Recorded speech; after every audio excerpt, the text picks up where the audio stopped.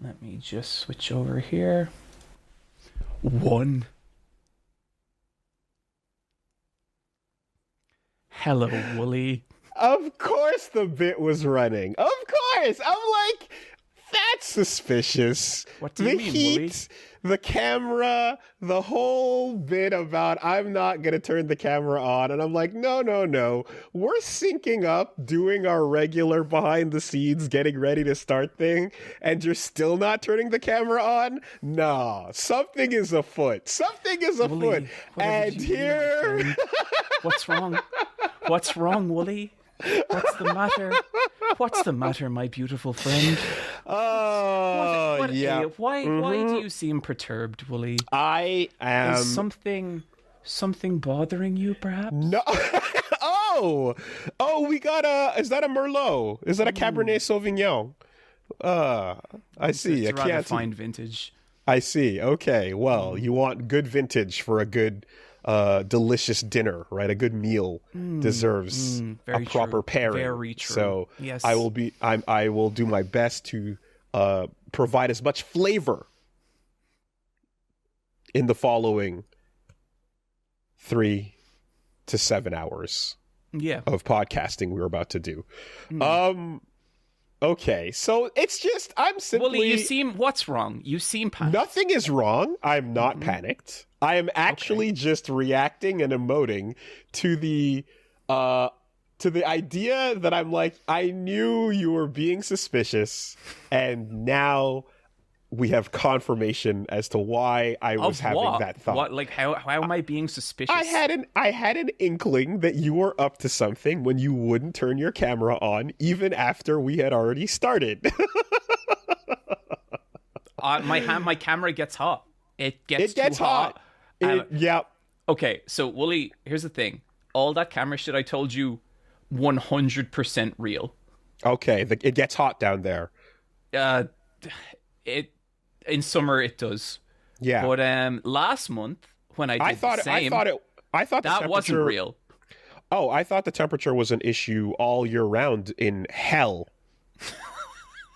Oh, this is just some new lighting for the studio. This is I'm just trying to look nice. You know, it was very important to me to come onto this podcast and look nice. Like, I woke up this morning, right? And I was like, what could I do for my dear friend Woolie? And then I had this memory, Woolie. Had this moment come back to me. And it was you asking me, do I have a suit? Do you remember that? Was that from Versus Wolves? Did ask you that question. I did ask you that question. And I thought, what a wonderful day to give my great friend Woolie a nice surprise and put on my suit. Oh boy. Mm-hmm. Oh boy. Mm-hmm. It's business time. Now, here's one thing that I will point out is, it's all in the execution, right? It's all in the details. And one thing that I enjoyed was that even though it was in plain sight, you, the viewer, everyone was not aware of the briefcase that was in the background. You, however, have decided to almost spotlight the very obvious briefcase that is right above your shoulder. The briefcase.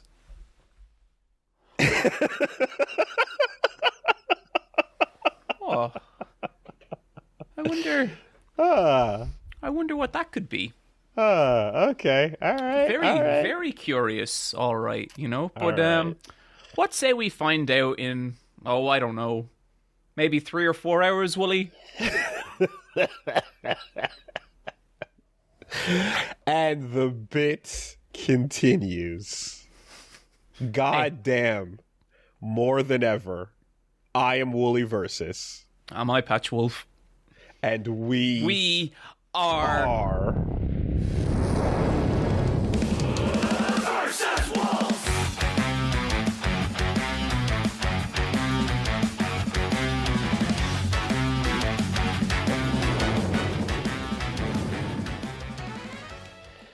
In addition to being Versus Wolves, we are also back We are back. I am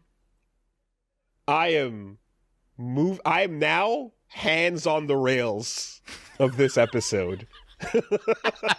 I was kind of like strapped in, like, all right, let's see where we're going, and I'm gripping the front now of the cart. I literally just put on a suit because I wanted to look nice for the podcast. That's all this is. Yeah. Well, now I feel underdressed. No, that's what we call a you problem, Woolie. Maybe I'll wear a suit for every episode for the rest of Versus Wolves. Just like church, just straight up. Yeah, it's that kind of. Okay. All right. Mm-hmm. John.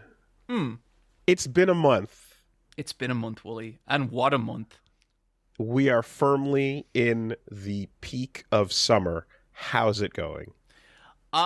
It's going unreasonably hot in Ireland. So, okay, to pull the viewer back into things a little bit here. I have been telling Woolie that my camera is overheating, and so I couldn't turn it on until we started the podcast in order to hide all this. But the weird part is I started that last month. I seeded Woolie with this notion that I wasn't going to turn the camera on until we start the podcast. And I did that last month, even though nothing was set up, because I didn't want things to seem too suspicious. And this month, I got him with a long preamble about how all my equipment is overheating. Woolie, here's the weird part. That's all true. It wasn't true last month. It is this month. I bought a fucking fan because I'm so hot all the time. Jesus. I don't know. And I told the story of them, like, yeah, Evo Japan had some grand finals where the PS5 is overheated. Everybody's going through it. That's a rough situation over there, but we empathize and we sympathize and hope that we can get through this and figure it out. And it's all for the bit. It's all for the bit. Okay. Well, now I hope it shuts down before you get to your fucking. I've been planning this for so long. I was so nervous all day today getting everything set up. But the fan's pretty cool. I can turn it up to kind of maximum and get a kind of vaguely like windswept thing going on. Oh, you get a breeze going. Okay. But it's going good. I can't remember if I told this story on. I went to a Beyblade tournament. Okay. Yeah. I'll scratch that one off the future recommend or die list. Well, okay. I did not compete. I was there in support of someone else. Brian, formerly of Let's Fight a Boss, has become a professional Beyblade player. That's and I was awesome. there. I was there to lend my emotional wisdom, I guess we'll call it. Okay. Now, every anime, the adventurer does have that buddy on the side in the background going, yeah! Mm-hmm. That was me for that tournament. Mm-hmm. But it was really cool. If you, I know you have some experience with Beyblade stuff, Woolie. If you've never, actually stood in front of a bowl and watch those discs crash into each other, it's kind of fucking rad. So technically, I have Power Rangers Spin Fighters experience because that's what I used as a kid, and that was my introduction to the whole concept. Only to find out that before Beyblade and before Power Ranger Spin Fighters, there was straight up old school old men with their spiral death tops, and they'd have a string and they just throw it in the middle of the ring with the rope, and there's a whole technique to it. And you can go watch, I don't know if it still exists, but this amazing little video of a news team going to the Beyblade essentially spinning champion of the Kansai region and taking him, and then there's legends of the Kanto region a champion from years ago, but they never met and fought against each other. And these are dudes like in their 70s going into their 80s. And like, you know, the dude from Osaka's like, yes, I've heard of you a long time ago. We've never met in the fields of battle, but come, let me see what you're made of, you know? And then the kids are all watching and they meet up. And then the main guy is like, he literally says the words, yes, come, show me your death throw style.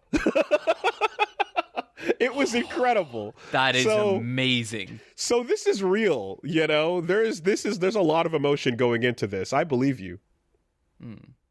Yeah, it was really, really fun. I learned all about the different kinds of Beyblades. Mm-hmm. You got your offense, you got your stamina, and your balance. And it's kind of a rock paper scissors thing. Stamina beats offense beats balance, and balance beats stamina. Really? Okay, so just the weight and the I guess the torque. So you know, so it's kind of like say you have a stamina Beyblade. If you have a stamina Beyblade, that is designed to spin in the center of the arena and not really take hits and not get hit. It's designed to basically spin and if you spin a stamina Beyblade by itself, it'll spin for like 2 minutes. Right, okay. And then an attack Beyblade is designed to like ping pong all over the arena. Mm-hmm. And an attack Beyblade, so if the attack Beyblade hits the stamina Beyblade is going to take more, it's going to lose more torque. Mm-hmm. But if the attack blade misses, the stamina blade is going to outlast it. That's kind of how it works. Okay. And then I think balance is like, well, it's a balance, but I'm not quite sure how that factors into it. I didn't see a lot of balance Beyblades. A lot of people were using stamina. Listen, I don't want to enrage the Beyblade community here, but we got a Nerf Wizrod. We got a Nerf Wizard Rod. Okay, it's in every fucking deck, every single one of them. Okay, like what are we doing? I'm imagining that illegal modifications are a real threat that need to be reffed out. Before each competition? Is there an inspection where they're holding it up to the light and examining? Like, no joke, absolutely. A judge comes around and inspects your deck. Inspects your 3 Beyblades, makes sure those parts are legal, makes sure there's no duplicate parts. Okay. So did you watch or grow up with any sort of Beyblade media as a part of... I was actually, like... Looking back, I was really into the Beyblade anime. Okay. Because it was right around the time, like, it was a little bit past my time. I remember when it came out, and I was, you know, out of high school at that point. But it was definitely like, they're remarketing, you know, Spin Fighters with a new, like, anime look to it and stuff. And I was like, okay, cool, I get it. And then all these years later, I don't know why, but I heard... I was doing a slop stream where we watch whatever people send at me.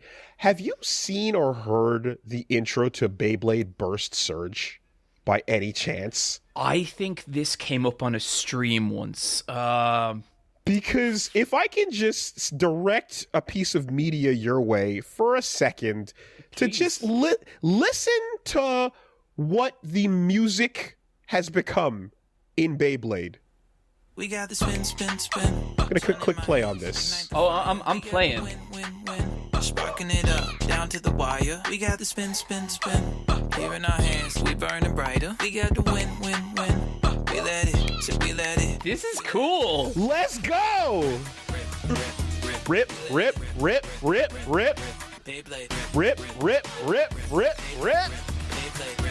It's so good. It's great. I like these character designs as well. Yeah. Fuck, am I gonna watch this?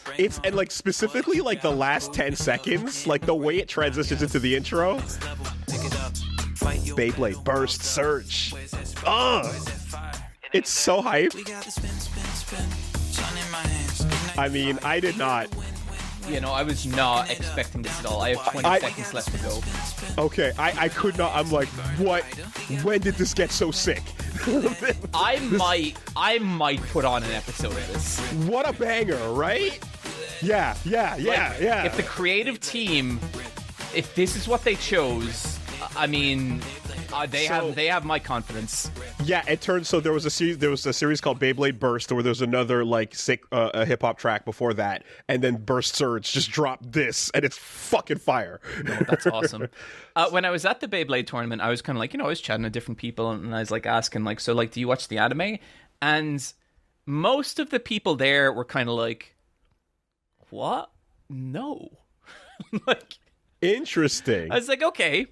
Not what, because that's not a bad anime. The original Beyblade anime showed me that you can kind of just make a shonen about whatever you want. Like, it doesn't really matter what it is. Yeah. And it has a really good Vegeta. A really, really good Vegeta.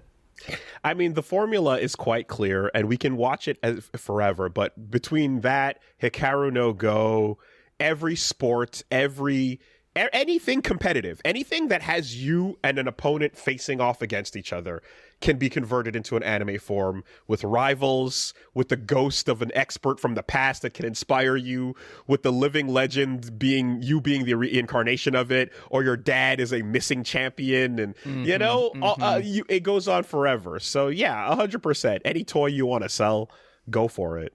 Totally. So how did Brian do? He did pretty good. I think in his second, the first one he did, I think he won a couple of casual games, but then like lost, like, I think he only won one of his round robins. Out of like 6. But then in the second one, I think he won 4 and lost 2, which was not quite enough to place him in the top league. And then I think the last one, I don't think he did. I think he's trying some stuff and it didn't really work out. But he's going to go again soon. I really want to go to another one because I don't know, it just had an interesting energy, you know. Okay, yeah, and by any chance, did he pop off against a child at any point? Was there any victories against a kid of just like, let's go? Ah! So, there were no real pop-offs during the tournament, but what I did like was that there would be like, they'd be calling the matches, and it would be like Lucifer versus Owen Devlin. And you'd hear, oh!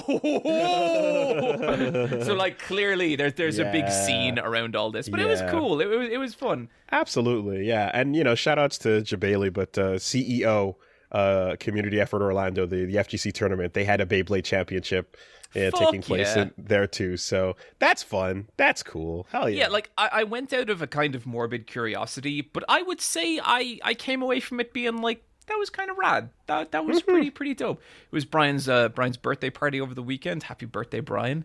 And happy birthday, Brian. We played Beyblade, across his birthday. I was undefeated. Wow. I got that. Okay. I got that bit beast in me. Okay. Yeah. That. Well. I still have. Okay. Okay, interesting piece of information there. Because I think I shared this with you before, and I as well as other folks, but during my nuptials, during my wedding celebration, you showed me the video. It was awesome. It was so good. One of the things I did during my wedding day was we had a bunch of spin fighters, and they were all me and Punch Mom throughout different eras of our lives, and we played. We did spin fighters. Okay, I missed that detail. It was you guys like, aw. Yeah. Throughout this from childhood through, like at different ages, different eras, different looks. And like I'd pull out, like here's Woolie in Japan with the full on, like outfit posing, at the temple, versus like Raver Punch Mom and stuff. And like, yeah, we twisted them up and we actually fought our little spin fighters, during on the wedding day. So I mean, we got a board over there. And I got to just make sure that that's ready to go at all times. Interesting. Yeah, I if I can track down as well, like these old Osaka and Tokyo champions that I was telling you about earlier, I think you'd really dig it. It's like you were saying that, and like my video cogs are whirling.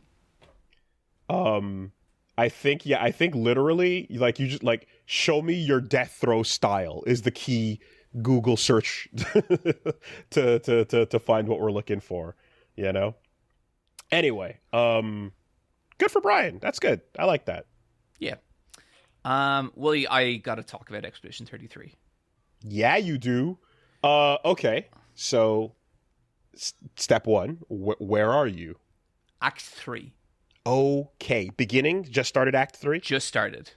Okay. So, if you're going to just talk about mechanics and stuff, then okay. But for I am anybody... only going to talk about mechanics. No Anything spoilers. else, I am going to talk about in the vaguest terms. But Okay. I'm pretty much going to be trying to stay away from all story stuff. The only thing I will say is, like, the things we learn at the end of Act 2, you know, obviously there's a lot of mysteries in 33. I did not know how they're going to pull it all together in, like, a succinct and original way. And they showed me. That was... Wow. Yeah. Wow. Yep.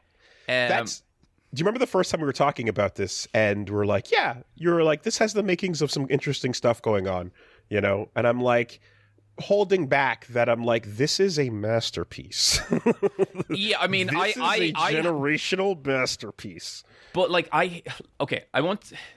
there's a character who joins your party, and you know who I'm talking about, and I saw him, and I was like, oh, I didn't even know that this dude was in it when me and Woolie were talking, and that is some of the coolest mechanics I have ever seen in a turn-based game. And doesn't it just tell you everything about the creator and the team and what is being worn on their sleeves? Yeah. I mean, it's incredible, right? Completely unrelated side note, but I think I don't know if I mentioned the fact that, like, Guillaume Brioche, the director, had a YouTube channel that they found. Oh, I think you said this to me at some point. I don't know if it was on the podcast. So basically, they're just like, they found he had an old YouTube channel, and all that's on it is Devil May Cry 5 Virgil S rank videos.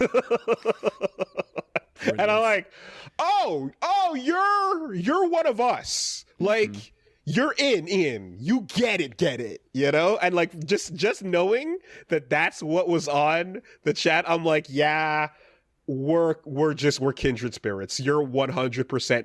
I believe I will follow you wherever you're going with this, because we have that same fire. Yeah. It's such a good thing. But it's like, even the shit I don't like about this game, I now like about this game. Like, everything with SK, when he showed up first, I was like, what the fuck? And I was like, oh, this is for French people. That's what this is. He's made me laugh so many times now. Goofy and I'm like, stuff. Damn it, the French keep winning. You can't. You gotta let him into your heart. He's great though, and Monaco. Oh, the game is unapologetically French in so many amazing, brilliant ways. So good. Yeah, and I can't wait for you to get there. You know, when I'm. But yeah, this is a special game. Oh, yeah, no, like, beyond game of the year. Like, this is one of the best games, I think. This is one of the best RPGs of all time, no question. Yep. But I guess I wanted to talk about, like, my experience going into Chapter 3, because I feel like I had one tiny criticism of this game, and it's so inconsequential, and it doesn't actually matter that much. I just felt like leveling up didn't mean anything for Chapter 1 and 2. Like, I just felt like I was constantly getting leveled up. But, like, also, you know, I'm not bad at the dodges and parries and stuff, so there was never a huge challenge in any of the bosses. Like, I could crack most of them in, like, an hour or kind of whatever, like, at the most. And then I hit level 3, or Chapter 3, and, like, you know, the world opens up a little more, and you're like, oh, cool, there's all these new monsters and zones, and you go in and proceed to get your fucking shit rocked by every monster you see. And so yes. I was like, I don't know how I'm going to do this. And what that triggered, basically, a journey around the map looking for a monster weak enough that I could actually level up against, because my stats were so low. And so I found this beach right down the bottom of the map, and it has these weird hand monsters. Yep. And if I fought them for like 20 minutes, they have 3 attacks and then they get 1 extra attack in their second phase. I learned off their attacks and was able to whittle down their health. And every time I beat them, I would just cash in like 3 levels. And it was so satisfying. And then like I respect all my characters, everything, just trying to get the optimum setup for every character, which is shit I never had to worry about before, because chapter 1 and 2, they're not easy. Like, you have to figure out those bosses, but they're not challenging. They're not super challenging. And now the challenge is there as well. And I'm just like... It's the Vince McMahon gif. It's the... Oh! This game is the gift that keeps on giving, and the truth is that what you just described is a very unique experience for you based on how you play.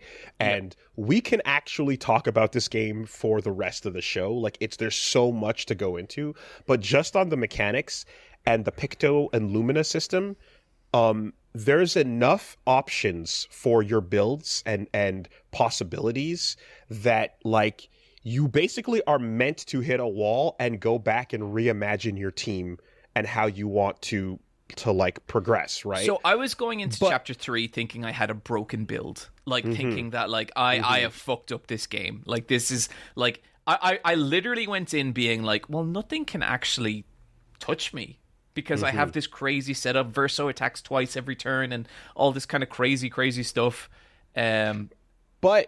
But the thing that you're that's there from the beginning of the game is real simple. Is like, for someone like me who loves a nice dodge and a parry, it's like, hey, there are things out there that you are not meant to fight right now, unless you never get touched, right? And I'm like. Whoa, right? Unless you're not a little fucking pussy. But no, this it's optional. It's optional. You don't have to. Yeah, no, this one's not meant for casual players. You walk up to the stage and it says hard, right? Yep. It says, warning, danger underneath it, and it's glowing red, So I go through this game and I'm like, yo, what is defense? I don't care about life bars. I will play through the game with no life because I'm sitting here trying to parry everything, And basically, I'm a glass cannon. But, like, if you get really sick, you can start feeding around, like, the idea of having characters with, like, armor on, or you can, like, replace life with hits. So that it's not about how much HP, it's about how many mistakes you make, right? And like all these little things where you just, and so like, there is something that is real, which is like, you can absolutely, when you go optimized on weapons, stats, and Pictos and Lumina, you can make all these systems work together in such a way where you are annihilating the game and its plot before there's a chance for it to reveal itself to you. Like, you can beat story bosses way too quickly, and you have to kind of like play with your food and pull back a little bit, Thankfully, there's been a recent patch that lets you like kind of cap damage in a way that makes sure that doesn't happen. But it puts a wall up. It makes you reassess your build and go back in to try and overcome it like you just did. And then you start beasting over the new wall, and then eventually to space with it, right? And then at that point, it's like, all right, we get it. Nothing can stop you. Yeah. Unless you go over there. But you don't want to go over there. No. You don't have to go over there. Honestly, we put that in just as a goof. And you could, but I mean... Right. Yeah. So that's it. It's this feeling of like the wall, climb the wall. Okay, now you can leap the wall. You can soar past the wall. And you are flying and looking down at the earth beneath your feet. And you're like, I am a god. I am unstoppable. And then you hit the glass ceiling, right? Yeah. And you're like, no, wait, what? And then you break through it. And now you're going through space-time. And like, surely I'm unstoppable now. And it's like, no, there are still other things here for you. So I'm glad you're right at that point in the adventure. And like, yeah, I'll say don't get too comfortable. Okay, okay. But like, it's there's a way it makes me feel, and the only other game I can think of recently, okay, I can think of 2 other games that make me feel like this, and it's Punch Out for the Wii and Lies of P. And what it is the kind of, there's some characters in Expedition 33, like say Verso. And Verso has crazy offense, but he also has some healing abilities. And so sometimes you get into a situation where everyone else is dead, your first wave is dead, and then it's the second wave, and it's you and Verso. And by that point, you've kind of learned the monster's patterns. But he can't revive anyone. All he can do is heal himself if he parries enough attacks. So you're on this fucking knife edge battle where it's like you just about have the boss's attack patterns down, and you're weaving in and out of attacks. You're parrying this, parrying that, just trying to eke out enough AP to heal yourself one more time so you can keep fighting. And it's the same experience as when you mash the buttons in Punch-Out and little Mac goes, "Ah!" and he doesn't go down, for the knockout. It's the same experience in Liza P when you do enough damage and you get one health charge back. Like, God, it feels so good.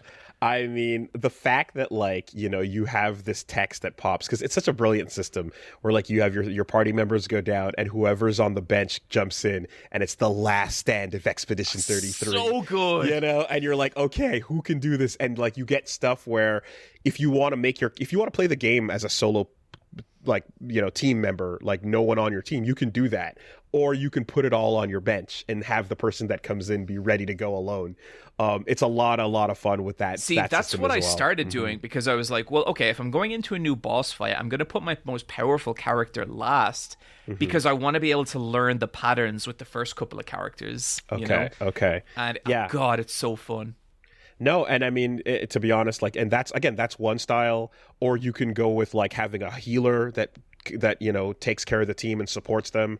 And in some of those characters are, like, insanely good healers. You look at the things they unlock and, like, how they support the team, and you basically just go, like, well, the way I described it is, some characters on your team, like Mael is just a nuke, right? She can do so much damage, and there's an ability, like, you get abilities where you can just, again, allow somebody to, like, double up what they're doing. And I described it as, it's the moment Madara in Naruto summons Meteor and the craziest attack you've ever seen comes down from space, and you're like, what is happening? And it's like, how do you one that up? What's behind the meteor? It's another meteor, like, it's that kind of moment where you're just like, double down, baby. Let's go all in. It feels really, really good.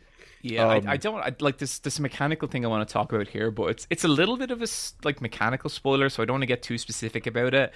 But one of the coolest moments I ever had with it was I had just gotten to Act 3, and when you get Act 3, you get a item that lets you unlock, we'll say, beyond your limits. Yeah, your power is expanded for sure. Yeah, and so I walked into a boss fight with just this, field monster, this like, powered up version of a regular monster, and out of raw fucking instinct, I parried its first 3 attacks in a row and then hit it back, and seeing the damage be like, oh! It was oh my God. Right, and this is not even getting into the really cool, like, plot related conversation we'll have at some point in the future. Yeah, I mean, like, look, this story is S tier, the combat is S tier. Like, it's a very difficult game to fault. Like, I could see people not being into it, but to say, like, it's hard for me to kind of, anyone who's played a significant amount of it to kind of, I guess, not feel it on some form, but I'm sure there's people who are, so I don't know. But I love it. Love it. The moment I got whiffs of Lost Odyssey from that first trailer, I'm like, oh, lock me in, let's go. And then this music, Laurent Testard, the composer. Unbelievable. Like, god tier, one of the greatest soundtracks in a game ever made, and he's just like, yeah, I don't know, I'm on SoundCloud, like, hired off the internet, like, wild story. And the little things that say, like, oh, you get it, or, like, again, you parry individual attacks and you counter them, but every once in a while when the whole team parries together and it says, like, Expedition 33 counters, together, you get the feeling of a triple tech in Chrono Trigger, which is that lives rent free in my head. And, like, to get those moments, in full energy here is just like, yeah, this is somebody who grew up playing the same games we did, loves those same moments, and wears their heart on their sleeve. And my favorite part about it is that it's all done with an indie team that's double A, right? They're not going expensive AAA budget for no reason, like just overproduced nonsense. They're going, what does the story need? What does the game need? They're going reasonable double A, which is a sustainable way for games to continue. And I love that one of the best things we've played is like also not made under these horrible crunch conditions and it's all not that like, stuff, It's not like some weird chimera of every like fashionable gameplay trend from the last 3 years. It's just like they have been so clever in the shit they have focused on, and it's a beautiful game. Yep, you run through those environments and you're kind of just like, oh yeah, not everything here moves, or not every box is breaking, not every shack is interactable, but it doesn't need to be. We're just getting to the meat, So anyway, I have fought this monster 20 times. I don't care because it's a fun fight. And the music is the vocals are kicking in, Anyway, look, we're gonna I think maybe by the next. I don't know how long is left in this. They've done the thing where it's basically like go to the castle and kill Ganon, and I'm wondering how long is left after that. And so depends on how much map you like to scrape, I'm enjoying scraping that map because the monsters are so fucking crazy. It's a good map. It's a good map. Anyway. All right. Yeah, we can go forever. Indeed. I guess would this be a decent time for me to update everyone that's listening over here? I don't see why not. Yeah, so in case you might not have heard, but I announced this over on Woolie Versus and on Castle Super Beast, but I am going to be a father. I'm officially putting the word out there into a microphone and letting people know that, this is something that's happening at the end of this summer. And that's going to mean me taking a break from my regular Woolie Versus streams over on the channel, but I'm going to continue with this podcast and with Castle Super Beast as well. So that's going to be for the record, everyone. I did offer to do the podcast completely solo for several months, but Woolie didn't want to go for that for some reason. Yeah, we'll talk about that after. But but yeah, this is something obviously that I've been sitting on for some time, and it's pretty amazing and scary and new and wild. How does it feel right now? Well, I've had most of the year to get to this point, right? And we obviously this is one of those things where we definitely found out at a certain point earlier on this year and kind of were keeping things to ourselves as much as possible and continued that for as long as we could. But the as it's kind of been getting more into place, I've been in the background setting things up, and Punch Bomb has been incredible with it, and we're doing a lot of the prep work, so to speak, and getting everything prepared. It's definitely dawning that you're a human being already exists, and at some point they're going to hand one to you and you just got to kind of take that in. And there's a very large thought bubble in my head. There's a lot of space around it, and in very small text in the middle it just says, don't fuck it up. Right? That's kind of what's there. There's and you kind of keep coming back to that. And then, there's lots of other things of just thinking about, how you were raised and what values you hold and what you think is worth I would sharing. imagine this makes you reflect a lot. Oh, so much on, who you are and why you are that person. What things you think are worth bringing forward, what things you think are worth leaving behind. And definitely one of those things is thinking about thinking about those moments where you're here's something that I didn't get. Why didn't I get that? it feels like it shouldn't have been that hard, but for whatever reason you're like, okay, well, time to redirect a lot of that view from looking back at your own stuff and going like, why wasn't this the case for me, and just redirect it forward and going, let's make sure it's the case for her. On that note, yeah, it's going to be so far it's going to be a girl. So nice child. Yes, we will see Punch Kid. We'll see what Punch Kid is going to do. But the idea is, definitely floating around that, you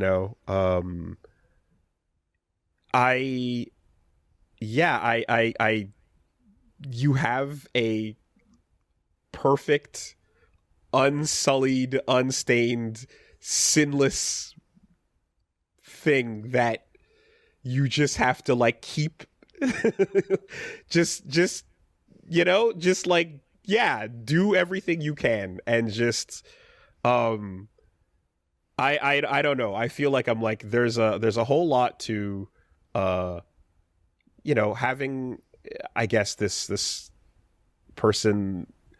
I think a big part of it is kind of like, I'm like, I know that you have a personality and a temperament, and who are you? Like what kind of person are you? It's crazy to think that, like, I mean, there's a lot that, again, nature and nurture and you learn and stuff, but like you kind of come out being who you are, like there's a little bit of that I'm like, neither of us has any influence over. It's just like whatever type of person. A friend of mine, his family used to foster kids, and like often like very, very young kids, like little babies. He used to live in their attic in secret because he was never Garda vetted, which I thought was kind of weird. But like I could do an entire podcast on that. Interesting fella.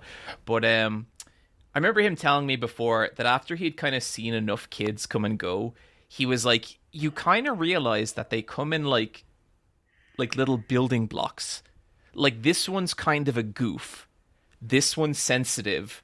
This one's serious. This one's curious, and like each baby, like there's like a flavor of baby. Yeah. And that's so odd.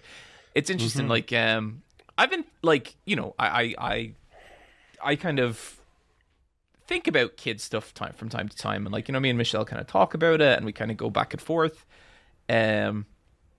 But when I was in PAX, I hung around with my very good friend Jeff Bacalar over at Giant Bomb, and I hung out with his wife and his kid a fair bit. And I'm always kind of looking at them and being like, this seems pretty cool. Like, just, they're like a little squad, and like you could tell they all really get a kick out of each other. But I remember I was hanging out with Dylan, who's Jeff's kid, and I just got on really well with Dylan. And like I've never like been around a kid in a way that like I would say like, oh yeah, I actually like that kid. Like I would be happy to see that kid again. And it was a bit like that. And me and Dylan were walking through PAX, and he goes, do you have a kid? And I was like, no, I don't. And he goes, I feel like if you had a kid, then me and that kid would be friends. And it was like, okay. Yeah. I mean, it's like there's definitely just these for sure like thoughts that are, and this is all we're ahead of time right now, but I mean, it's something as simple as like, hey, look, it's the new Donkey Kong trailer for the new game where a Bonanza, right, where you see Donkey Kong rolling around and you got little Pauline hanging onto his shoulder, and I'm like, oh, I can't wait to like have her on the shoulder, and like I'll be like, punch a hole in the earth, tear through a building. Yeah, like imagine like at some point, Woolie, you're going to earnestly need to explain to that child what the sky is. Yeah, or what this is, this entire goofy thing we have going, no, but it's obviously just everything, and I can't wait to meet her, and like I've known for a little bit now, but just to say it publicly, Woolie, like, congratulations, like, holy fucking shit, I think you're gonna make an incredible father, like, thank you, genuinely. Thanks. Yeah, I certainly, I think like something that me and Punch Bomb are really like, we're really big on the idea that like, kids are not extensions of the parents, right? Like they're their own people, and you should definitely keep that in mind. Totally. With a lot of the process. And like what it gets excited about in life might be nowhere near the stuff that you care about. No, and but it doesn't matter. Like that's it. If they're completely unimpressed with everything going on here, and it just thinks it's the lamest, that's kind of awesome. Mm-hmm. And even these little bits where like over time, Punch Bomb's been kind of learning about like how to do like black hair, because the texture of like our hair, our fro and stuff it's different. It's not quite the same. Little things like that where you're just like, oh shit. Like the idea that like you could have a kid and all of a sudden you are blood related to a different race is so crazy. Isn't that crazy? In a good way, everyone. In a good way. But no, really. Oh like man, that... the background and the suit, that clip out of context, I'm fucked. But no, it really is one of those things where you're like, hey, like, we're going to have somebody who's going to have part of my experience and part of your experience, but not quite the same as either of us.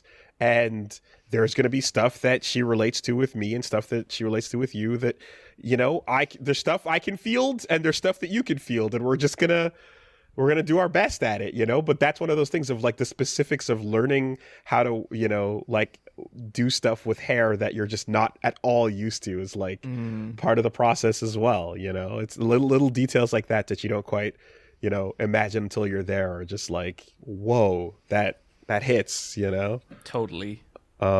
Yeah. So that's, coming soon. Can I voice one tiny concern? If you're gonna tell me not to name my child's Makoto Virgil Madden, you and everybody else need to stop it. If you just that's okay. Not it, and that's a conversation for you and Steph. But I guess I have been thinking about it, and like there is one. I'm sorry. I need to clarify that without that didn't have enough context there. I have many a times gone like heavily into saying, do not put your shit on the kid with names because they then have no out for that. If you're going to name your kid Khaleesi Daenerys, all right, you're putting all kinds of garbage on their life that they have no out for. Hey, you leave little Heihachi Walsh alone, okay? Give them an out at the very least. If you're going with a name that is a reference to something you like, make sure there's a shortcut or something they can do to, be like, I don't necessarily share the thing, so let me get a normal out here. You can't do that to someone. If someone's already done that, I don't want to make anyone feel bad if they've already going in that direction. But I think like having a nickname that can sound like unrelated to the thing is important, because you don't want to have a kid growing up being like, damn, why is my name Woolie? That's so weird.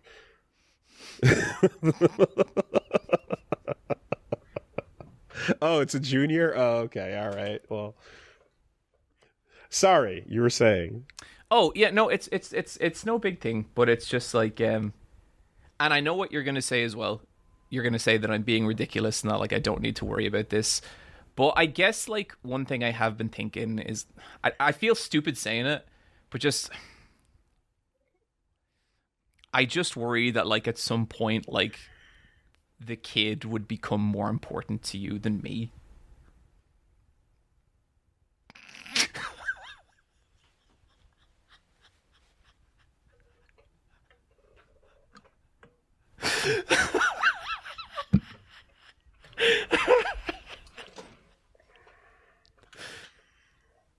All right, we're out.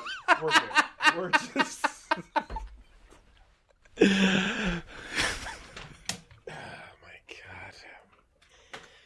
Yeah, man, sure. Okay. No, we'll make sure to keep our priorities straight then. That's all I ask. That's the one thing.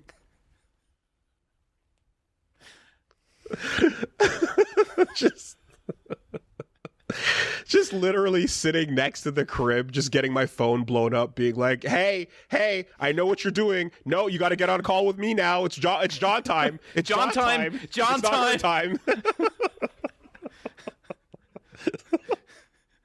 I think she's had enough.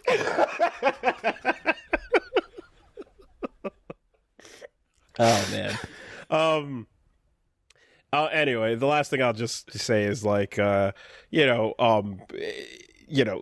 are going really, really well, and Punch Mom has just been absolutely crushing it, and it's insane how much there is to like keep track of and manage and just take a look at like how things are going, and there's a lot going on, and she's been doing so well with that, and no, it's really just like, wow, yeah, all like, the ways that you're to Punch Mom for sure. No, as your body, as you undergo these changes, and you have these moments of like, there is something living inside of me. There it is. I can feel it, and you're like, yeah, I hear you, but like, I don't like. It takes a minute for that to really settle in. It's nuts. Yeah. And like, it's kind of like, I'm sure you've been great as well, Woolie, but also contribution in the matter has been brief comparatively. Quite. Mm-hmm. Yes, this is true. And thus, you do whatever you can in the background. But, I mean, wow, at just like those moments of like little milestones of like, okay, like now they're as big as an orange. Now they're as big as, a little thing. And then it's like, oh, as of this week, she can hear. Right. And you're like, oh, fuck. Shit. She just got a sense. Jesus. Yeah. You're like, oh, the sounds we make matter now, like the vibration and the bass of my voice being something that could be recognized from this point forward as a thing. You just acquired sight. Like, that's crazy. It's really nuts. Yeah. So anyway, it's kind of wild to announce a new life and then move on to another segment. Unless that section is Kamen Rider Gavv. Let's go! So look, here it is, up to date. I shot on through the recommendations, kept going. I have several opinions. Awesome. You are officially past me. I am not up to date. I am still at the place I said from last time. So, they beat that next arc big bad. But as you can imagine, things have been quite busy. I can imagine. So I do want to keep going though, but like that's pretty sick. So they're getting around to the end of it now, right? It's still not done, but we're getting close. Yeah, I feel like in the last 2 episodes there was the defeat of a big bad who I thought was going to be the big bad, but we're still going. And I would say the rate of new suits has slowed down. It's kind of interesting how you notice like things like budget and production limit coming into it. So like one thing I've noticed a couple of times, they'll take a suit and repaint it. Okay. Yeah. Okay. Yeah. Which I don't always love, because they've done it twice, and both times they did it, the things they were doing it to were kind of important. Okay. Well, I'll say this, like, for one, that's really easy for toys. Factories and production lines love it when you keep the same thing going through with a slight paint change. And then the other thing is, I did see folks that were like, Kamen Rider veterans kind of saying, this has been incredible so far, but like every series before it, there's still room to trip before the finish line, So you do have to wait for it to actually end before you're like, all right, we can close the book here on the series. And I can see a couple of different ways they can go with it, but I'm not 100% sure what I want to see. That kind of way. Like, we are not necessarily building to a fated battle just yet. That said, the last episode I watched, guess who's fucking back and kicking ass? Glotta. Oh, let's go. Okay. Yep. The only thing I'll say to expect from whatever this series goes towards is there's almost always a movie to celebrate, like after a story or in between, or like sometimes half and half with the old writer and new writer, but there's usually a film that goes alongside things, and, expect something like that perhaps to come along. Gotcha. Okay. Maybe that trend is different with the current era, to be perfectly honest, but back in the era that I'm thinking of Double and a lot of that old stuff, and before Reiwa, that tended to be the case. So I wouldn't be surprised to hear if there was a film that came at the end of the series,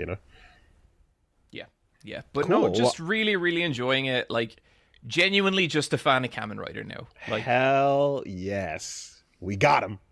You got me. You got me. I'm glad you're locked in. That's dope. And now being a better watcher than I am, like I gotta get there. I know it's the perfect Saturday morning watch, Yeah, and I can confirm it's not just you as well, but like Foxcade, the editor, is also all the way in there. And I think Fox has prior has prior experience with Kamen Rider with Kamen Rider stuff, right? But is fully on board the Gavv train right now too. So sick. One little piece of business I want to kind of catch up on here. You may remember during our panel, Woolie, I was commanded by Kathy herself to listen to a song Andy by Ray Ritchie, or an album Andy by Ray Ritchie. Okay. Yeah, there were a couple of music ones that came up. There was a couple of recommendations that I left hanging, but this was the kind of one that we both accepted. And so I just want to touch on that real quick. It was cool. I would say it's more like the R&B direction of hip-hop, and it's about a dude kind of rapping about a lot of his, like, now that he's kind of starting to blow up, a lot of his, like, insecurities and, like, imposter syndrome and, like, very real, earnest stuff, which was really, really cool to hear. I think it being a little more R&B, that's just a direction I don't really fuck with too much, it just never resonates with me. But the guy clearly had a lot of talent. The name was Andy by Ray Ritchie. And it was a cool little song for sure though. Like I listened to it and I was like, I 100% understand why I've been recommended this. Okay. And so I just wanna tie that bow, because that's been annoying me. I still have another one that I said I'd read, and it was The Fifth Season by N.K. Jemisin, which is a book that I will give a shot at some point. The person messaged me recently and like, are you ever going to read that? I will, friend. I promise. Okay. No, as you talk about R&B, it just kind of reminds me sometimes the rhythm and blues that we know, especially from the 90s and stuff, is like it's bumping and grinding music, right? It's, like we're Woolie, I've always tried to hide this fact from you, but I'm not much of a bumper or grinder. You don't say. Well, I say in my suit. But like, yeah, there's definitely the like, yeah, this is the genre of like, love making music, and but it doesn't always have to go that way, right? There's R&B that can get soulful, and let me tell you, there's nothing more erotic than the Silent Hill 2 soundtrack.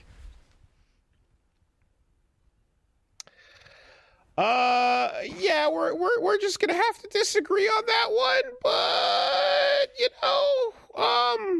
hey, I will say that instead of that, there is R&B that hits on non-bumpy, grindy themes in general, that's out there, but. I do definitely appreciate any artist that is vulnerable in their work and, talks about insecurities. And it is pretty raw. Like, you can tell this guy, it's one of those songs where it's like, oh, dude was like going through it when he wrote this. Like, there's some artists you can categorize as they go into the list of I'm the best. And then there's some you can put on the list of I'm garbage, I suck. Right, and like these are, and like I definitely like depends on how it goes, depends on the mood. But something that's awesome is the person who's like literally both, and it just depends on the day. Like or the verse or the or the very bar itself, or just like I'm the best, I'm unstoppable. God damn it, I suck.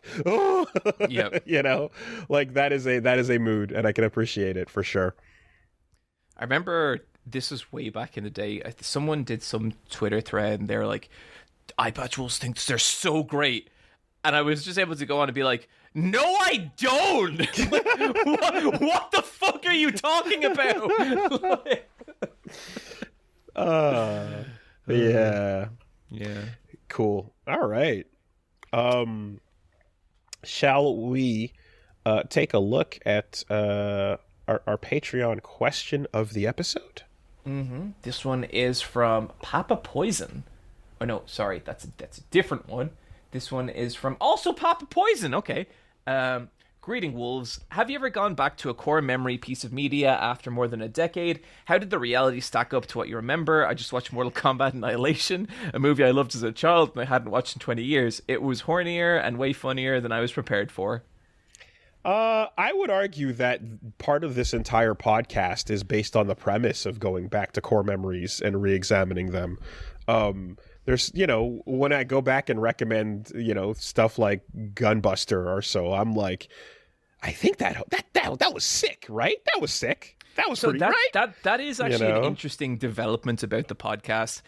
It has kind of become a way to be like, oh, this is an excuse to like go back to this. Like I can, and I've actually thought about it recently, and I've thought about it with one very particular thing. This is also an excuse. If you recommend it, you have to experience it as well. Exactly. And I thought of one recently, a very strange but very like empty part of my shelf, and I'm like, if I recommend this to Woolie and we got to go in together, that's interesting because like that's what we did with New Berserk. Mm-hmm. And every time I've recommended anything at John, I'm not just spending that month going through the thing that you recommend. I'm also going through the thing that I recommend to make sure that I'm fresh to talk about it. Same. It's one of the reasons this podcast is dramatically more work than either of us envisioned. Because it's actually doing both every time, right? Yeah, because like you're at least like to me, it's like I'm putting at least like 10 hours into whatever you recommend, and then maybe like 5 or 6 or more depending on whatever I recommend. And so that's the thing is, and talking to Punch Mom about this, I remember it was kind of like, it's like, and she was like, we were kind of like talking about like, do you have to? Is that necessary? And I'm like, no, but I know that my ability to have a good conversation about the thing is dramatically decreased by going off of long memories from a while ago. If it's not fresh in the brain, the cool stuff that we loved about it might not be apparent, and I'm somebody who like, I've discussed this elsewhere, but I don't re-experience media that often, right? Like I was somebody who always liked definitely feeling like I liked experiencing new stuff, and when people would recommend things, I'd always be like, oh yeah, let me try to expand those horizons. And this now internet gig has exposed me to infinite things, that I can be catching up on or finding out about. So I know that like when you don't have that regularly, you kind of can just be like, here's my favorite comfort thing. I'm going to go back to that and experience it because I enjoy it. But that feeling of like there's so much you're not catching up on is never going away. So I kind of tend to focus more on new experiences, which means that I don't often revisit things. So like I especially when recommending them need that refresher, So is there nothing for you, Woolie, that is just like that warm comfort media? There is, but nothing that really ever lasts eternally, There was a time in my life where I used to replay Super Metroid to do speedruns as best I could, or going through Strider, the original arcade game, as best I could. I love fighting games, of course, but that's more of a game of chess or something. You're kind of competing with the same pieces in different ways with people. Yeah. But in terms of just like a narrative thing or so, I often will take the time there and be like, there's something new that I haven't experienced that I want to go learn about, and I will prioritize that. I know people go like, dude, you're crazy for that, or like definitely think like, well, like just fall into the comfort pattern. But I'm like, no, I genuinely enjoy discovering new things, and in a lot of cases I kind of am like, there's definitely that little feeling that there's definitely a little voice that's kind of like, yeah, like if I want to re-experience like a highlight or so, I can definitely jump to a part I'd love. But hearing that there's set that's just like, this is way up your alley, you should really check that out, I'm kind of like, I could go check that out instead, so not so much for me, because there's some stuff that like I remember so strongly from back in the day that when I experience that media, it's a little bit like being back there, and that is like very comforting. Gotcha. Like I would say the two biggest ones for me, Yu Yu Hakusho, specifically the Chapter Black arc, and Final Fantasy VII Original. I play through them and I love them so much still that I just get so happy that they're in my life. You know, like I'm just so delighted about them. And I think that makes sense when people describe to me as well, because what you're describing is using the media as a time machine. Yes. Right? You're using it as is. Yeah, you're going back to how life was when you played that thing, and so you're associating it with everything else or so. And I do have that, I think, for some things, but I'm, for the most part, just engaging with the media directly as it is, you know? So, yeah, I like, I get some warm feelings from thinking about, what, you know, like Chrono Trigger and like, oh, yeah, back in the day, this was during I remember playing that on the, you know, the system and Sundays, and you're hearing the lawnmower in the distance and all that stuff. For sure, you know, that's there. But I guess this person's question, in terms of like going back and revisiting something from like 10, 20 years ago. Yeah. Okay, I'd like to hear two from you, and I'd like to hear one where it's like, oh, this was not what I thought it was, and one where it's like, oh, this actually hits way harder now. Well, I mean, you know, again, this show has brought a lot of them to the forefront. I mean, stuff like Cyber 6 was like super strong in my brain, and then revisiting it with you, I was like, okay, it wasn't perfect, you know, but there's a lot of fun stuff in there. I might need a second for the hits harder. I can definitely say that, Cyber 6 was like, okay, there's some flaws to this. Stuff where you're just like, I really used to enjoy this, but then I went back and I was like, oh boy, one of those is GTO, Great Teacher Onizuka, has not aged well. I actually watched an episode of this about 3 weeks ago. Okay. Okay. And because, you know, it's on a lot of the like all-time best old anime lists, but like it's rough to go to fresh. Like it's there is a lot of teenagers ogling teenage girls, or teachers ogling teenage girls, and that's it. Yeah, the punchline of the entire show is that like this student teacher who's getting in there is like, oh, look at the hot girls, and it's just like, you can't get away from that now. You can't get away from how weird that is throughout that energy throughout the whole thing. Like the live action show, as far as I know, or at least the Japanese one, I know that there was a couple after that, but the live action stuff, I think, like changes that a good bit and like makes it a bit more sane or so. But for the old manga and old anime, that is a rough one to get past, because it was very funny in my memories. But yikes!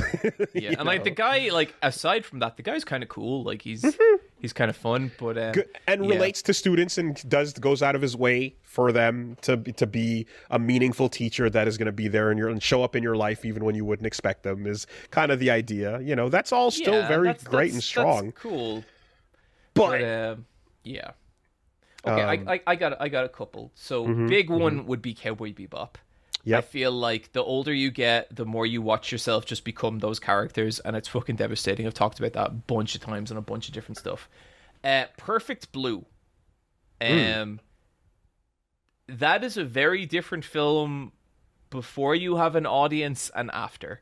Interesting. Yeah. Okay, I get it. I would say the first time I found that movie frightening was only after I started doing YouTube stuff. And then I think one of the big ones, which as a teenager I thought was like just the most profound and awesome thing, and I loved it so much, and then I went back and rewatched it maybe 5 or 6 years ago and was like, American Beauty. Oh yeah, no, that's another GTO. No question, I can feel that. It's definitely like, there's definitely that element to it, but there's also kind of like the bag floating in the wind. It's like the most beautiful thing I've ever seen. Yep. It's like I mean, okay. In high school, we thought it was the coolest shot. yeah. You know, and then sometimes I feel like I don't want to shit talk it too much, because I don't think I've ever gotten as nuked as when I said bad things about the perks of being a wallflower on LFAB. But I think that's a film that you can I bet that film hits real hard at a certain age, and not so much after that. Okay, I've never seen it. Yeah. No, it is. I'm sure there's a lot of stuff that's like comfortably tucked away in the shelves of our brains that'll be fine as long as we don't hold them up to the sunlight. You know. Yeah.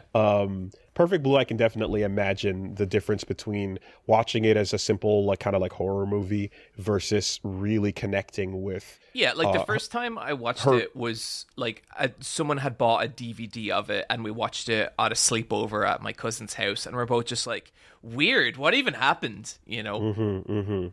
And then, yeah, I know. And then like her psyche, obviously, and a way where that leads. You know, they say this. I mean, well, ask me in about a year whether whatchamacallit, Cats in the Cradle does any of that. So I have heard that people's taste in media does change after having a kid.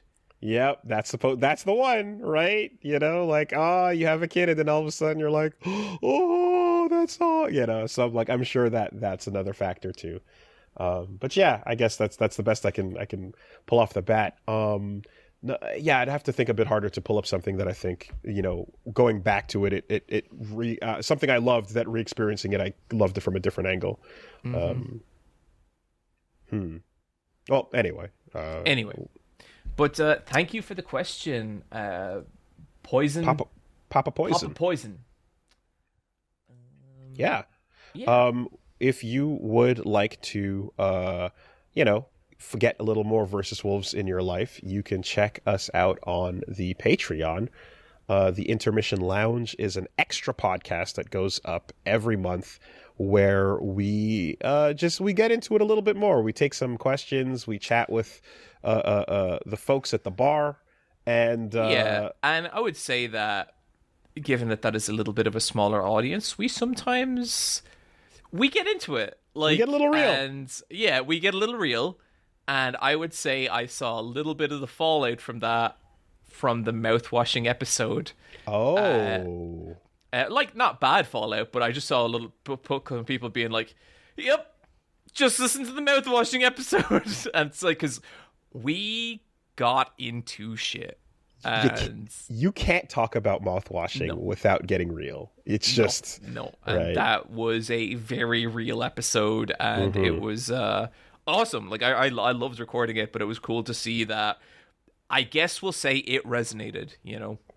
Yeah, I certainly hope so. You know, again, and like we said with that BoJack one too. So that again, if you would like a little bit more Versus Wolves in your life, and there's also a lot of silly, goofy episodes where we just answer a ton of questions, and those are also a lot of fun.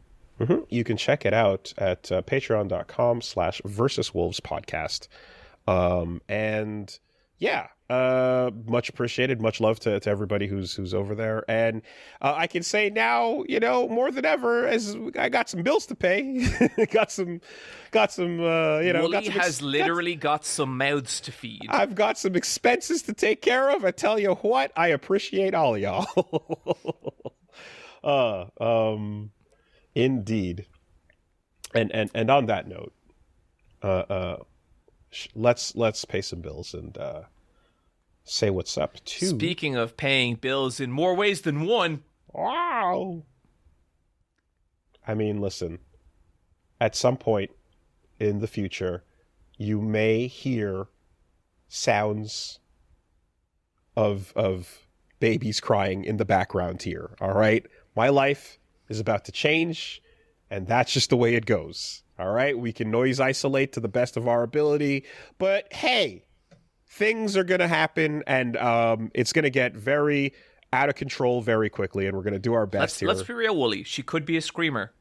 Might be, you know, and I might show up with a little bit of throw up on my shoulder or something. I'll do my best to avoid it, but who knows what the future holds. But one thing is for sure is the last thing I'm going to be thinking about is what I just randomly subscribed to on what app on my phone or where my auto-deducted bills are going, because I'm focused on other stuff going on.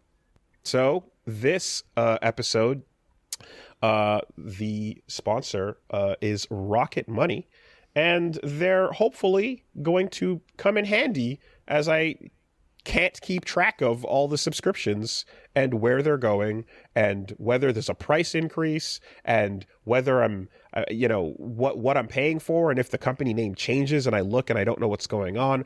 All of that stuff has gotten way too complicated with digital payment systems, whether it's hooked up to your credit card or your PayPal or stuff like that. You just end up subscribing to a lot of stuff that you have no regular memory of where it's going and what's going on. So this is a particularly useful service for a modern problem.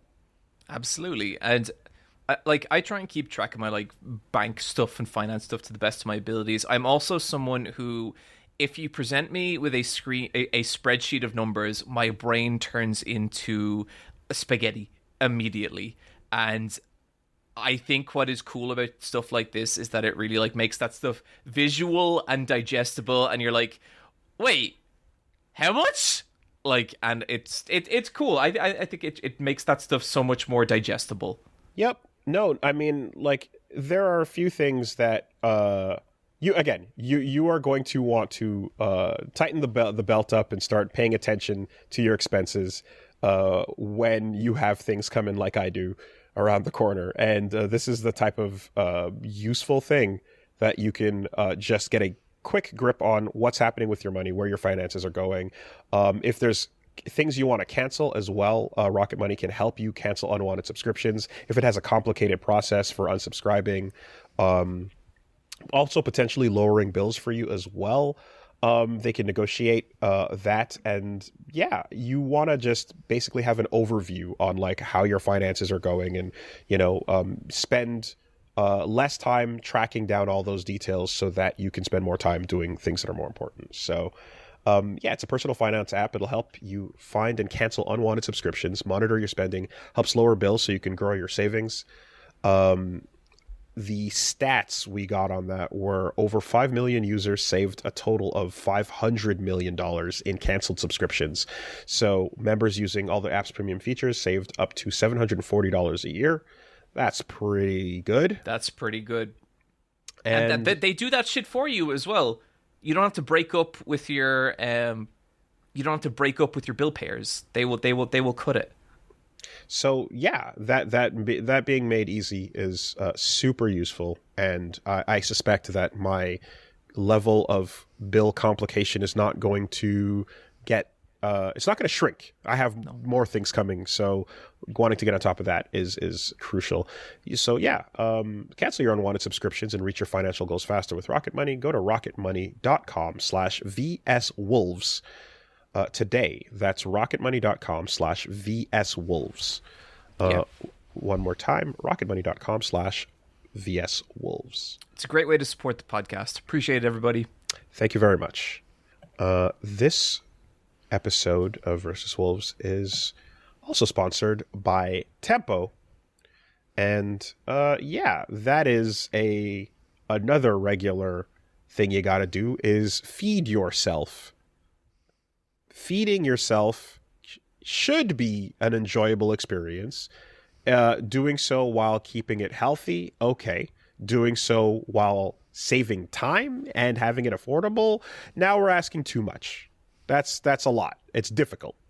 I appreciate something like Tempo Meals that can come along and make it easy to do all of those things. And I really, the last thing I want to do right now when I finish up a recording like this and then go start setting up a nursery or so is worry about what dinner's looking like and how long, and start working on that for an hour, and just the cost of getting it all together, and it gets particularly time consuming. Tempo Meals can get you seasonal nutritious meals that are put together by real dietitians, and if depending on whatever your dietary preferences are, you can get stuff that suits your your diet. They're also ready in just 3 minutes, so you can also very quickly pop that in, get it heated, and go, which is I really like the time save is the most important part for me. For sure. I've been trying to train more recently, and it was really like difficult. Like I just felt like gassed out all the time, and the only cure I found to it, like it wasn't even a fitness thing, it was a diet thing. I was literally not eating the right shit before I was meant to be training. And stuff like Tempo is great for that, because it's like, okay, I can eat this meal, be ready in 3 minutes, and I know it's going to give me the shit I need. Because sometimes like trying to figure it all out with like which nutrients you need and when can be a lot, like as well as like how to prepare them and all that kind of shit. And it's great to have something that just does that. Yeah, I mean, in that exact application, Tempo is the official partner of the 2025 CrossFit Games. So there you go, right? You have the absolutely insane peak athletic partnership there. Whenever I see a wrestler that does CrossFit, they're always like the most jacked person. Mm-hmm. That's a real commitment to just hard work and again, so you want to save on time and get nutrient rich stuff where you can. Tempo offers a variety of dietary tastes and preferences, including protein packed, calorie conscious, carb conscious, fiber rich. Whatever it is you're going for, you can get your perfectly portioned lunches and dinners and take the guesswork out of eating well. So let the dietitians take care of getting you stuff that's healthy for you and tastes pretty good in just 3 minutes. For a limited time, they're offering our listeners 60% off your first box. Go to tempomeals.com/wolves. That's tempomeals.com/wolves for 60% off your first box. TEMPOMEALS.com/wolves. Rules and restrictions may apply. Thank you, Tempo. Thanks, Tempo. All right. So with that all taken care of, shall we get into it? I think it's time. All right. John, how was your, shall we say, Sherpa experience? Oh, you mean you're oh, damn.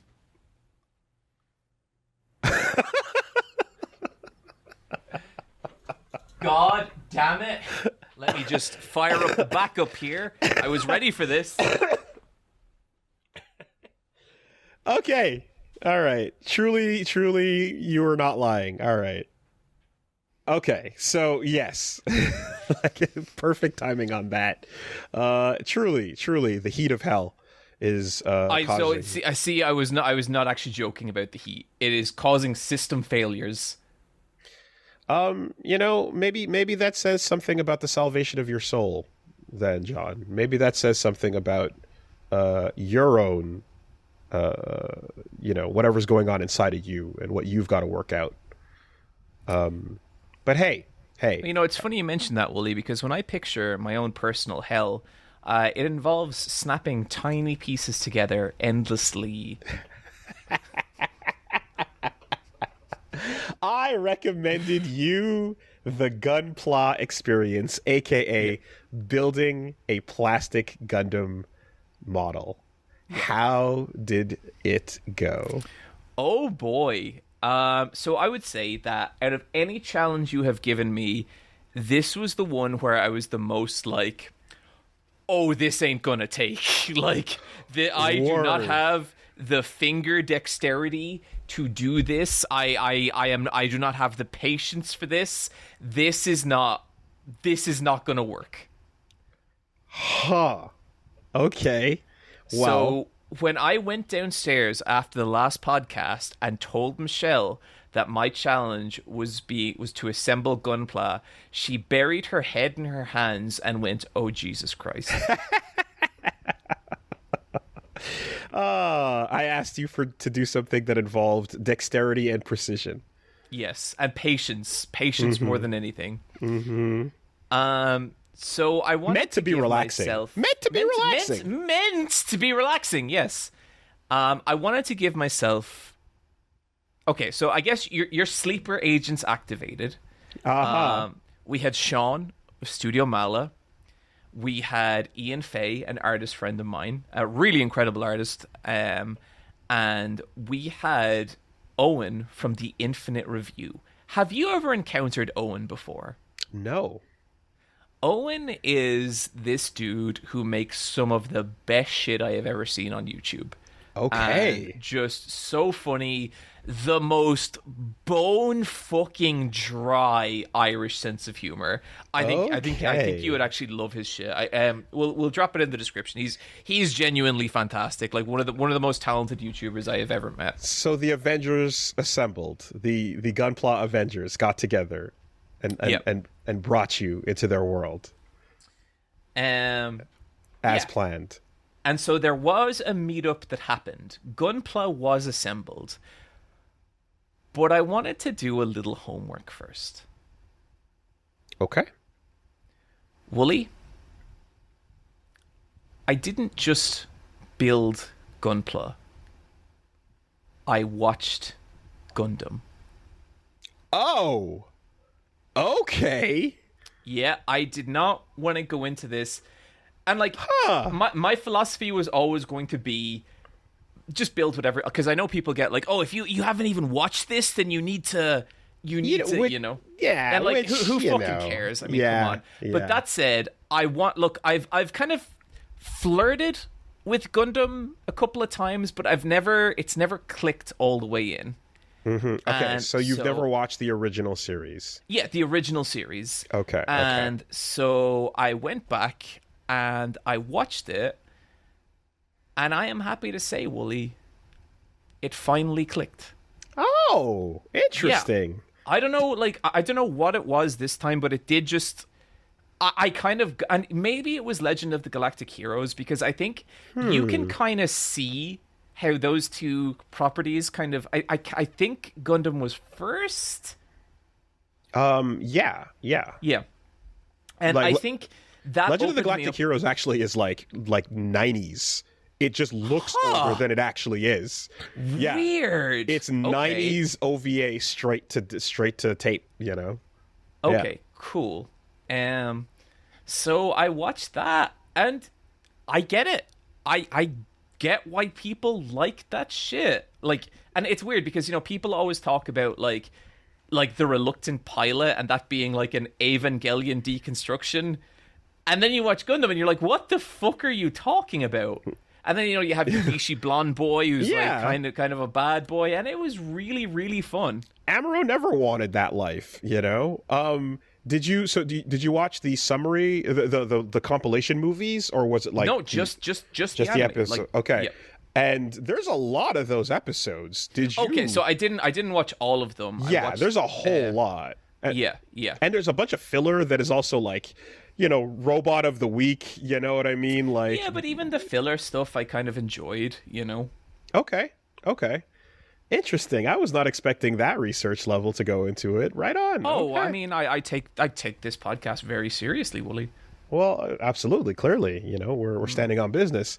So, I had a couple of, you know, thoughts about like, you know, what your heart might be drawn towards. And like I said, it didn't have to necessarily be a Gundam model kit, but Gunpla is sort of the heart of a lot of, you know, this hobby. And I definitely know that you have seen and like a couple of kits, right? I know that you are a fan of The Witch from Mercury, and I know that you like a decent Zaku or two. So I was curious how this was going to go down.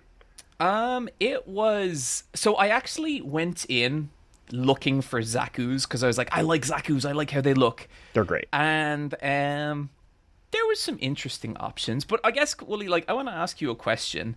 Mm-hmm. Which do you think I came out with? Okay, so there's two ways this can go, right? And I was thinking about it. You're either... Probably, I imagine I could see you being like, you know what? I wanted to just get a clean original Zaku. And I could just see you going for the straight original on that. Nothing fancy, because it's just where your heart lies. But you're also the kind of person that might be someone who's about to tell me that you decided to buy a perfect grade. And I'm not I'm not prepared to have that discussion. So humor me and tell me how this shook down. Okay, so if I'm not mistaken, it goes high grade, Yes. master grade, Yes. perfect grade, Real or grade. is it real grade? Real grade, yeah. And then, there's like other stuff. And then perfect grade, you have your peak. There's other side and things the like perfect fixed grade kits figurations. are like you're not getting a perfect grade for like less than 100, right? You're spending money, and you're getting what the word implies, and you're also not getting that at 1 on 144 scale. You're getting that at 1 on 60. You're getting a much bigger thing, and you're going in as if you were an engineer working underneath the parts, or opening up a car hood. So you're doing high grade, the insides. So the best I understand it, high grade is you're kind of assembling your own toy. Yeah. Master grade, you're getting something a little bigger, a little chunkier, and more detailed, and you're also like, you're kind of assembling some of its innards, and I'll get into that in a little bit. Mm-hmm. And then real grade is you are building its skeleton, and then the armor on the skeleton, and I don't know what perfect grade is, like, properly. So yeah, real grade, you're going into the guts, exactly, and you're getting like a lot of you're getting that mobility as well. The moving parts allows for you to do dynamic things, and then perfect grade is just exactly what it's implying. If you want to be as close to building a real Gundam robot, you spend the money to get this, and you dedicate more than a couple of Sundays towards piecing it together. And again, if you have an inner engineer, or if you're someone that likes to deconstruct, or you just love busy work, this is for you. And with each of these, you're also going through, like, even at the lowest level, you still are able to go in and do cleanup, paint, trim the nubs, you know what I mean? Get your Gundam marker out if you want to. Like, you can do a lot with even the lowest grade or so. It's all up to you how hard you want to go with it. So getting a perfect grade, and it's kind of just like, there is no limit. I would build a real working one if I could, essentially, is what it felt like to me over the years. And I guess one of the things I was excited about, or like interested, I suppose, is that if you want an entry-level sample into this hobby, you can do it with like 20 books and like a pair of pliers. And you can give it a shot. Like, you can get a high grade for that, which is, a lot of hobbies are much more expensive to get into than that. There's even, so there's stuff called first grade, right? That, like, I mean, you can get really, really small, basic, simple, put them together toys and not have to worry much about anything besides putting a sticker over, the V-fin to get it, the right look. And stuff like that is available too. So it's definitely, you can buy toys that are, like, again, fixed figuration, where these Gundam toys that were built all together. But part of what's fun about this is the building, totally. Following the instructions, kind of like Lego, right? If you buy a pre-built Lego piece, it's a little bit like, well, what's the point of that, Yeah. And I would say, like, if people are interested in getting into it, I would say, like, just going back and watching the original series is, like, a cool part of it. Like, it's a part that I really kind of ended up valuing, especially, like, considering it clicked in a way that, like, it never had before. I guess because I was just committing to it, But anyway, Woolie, I want to return to the question here. Yeah. Which do you think I got? Let's hear some specific Gundams. I mean, if you didn't get an original Zaku, like, I get, like, so that's the thing is, like, I don't know if you're the kind of person that would just buy something based on the aesthetic of it without having, or like, depending if you're not able to connect to the thing per se, right? I did that because I haven't seen every Gundam series, but there's definitely some where, like, I saw designs from a show that I did. So I'll tell you, it's from original. It's from original. Yeah. Okay. So, 0079. Okay, so, yeah. I mean, you could have gotten the RX-78, certainly. That's the Gundam. Okay. You could have gotten... I don't see you getting a gun tank You know, I feel Gun like tank. yeah, the with the tank wheels for legs instead of legs. I see the you know that was Is gun tank far in it? yeah. There's other like mobile suits that Oh, okay, sorry. are you know part of the thing. I'm gonna guess if you didn't just get a regular Zaku and you're asking me for a direct answer, did you get a GM? A GM. I don't think. Which one is that? Let me pull up a picture for you. What? Wait, hold on. What series did you watch? Original. Gundam? Yes, original Gundam.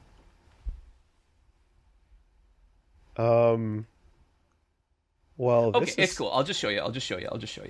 Yeah. No, I was going to pull up a picture of a GM here for you, but it's literally the mass-produced... I'll know it when I see it. I want to do a little... Can you hear the music here, Woolie? I cannot right now.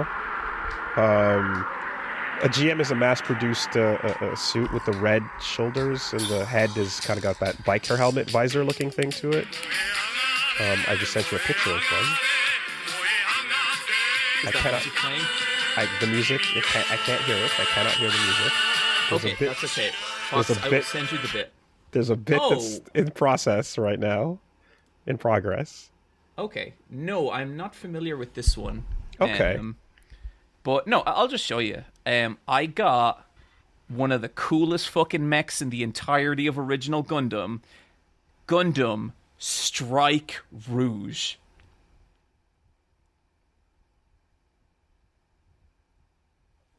You can see it here. This is a high grade Gundam Rouge. Woolie, what's it? I built this. I built this based on my favorite mech from original Gundam.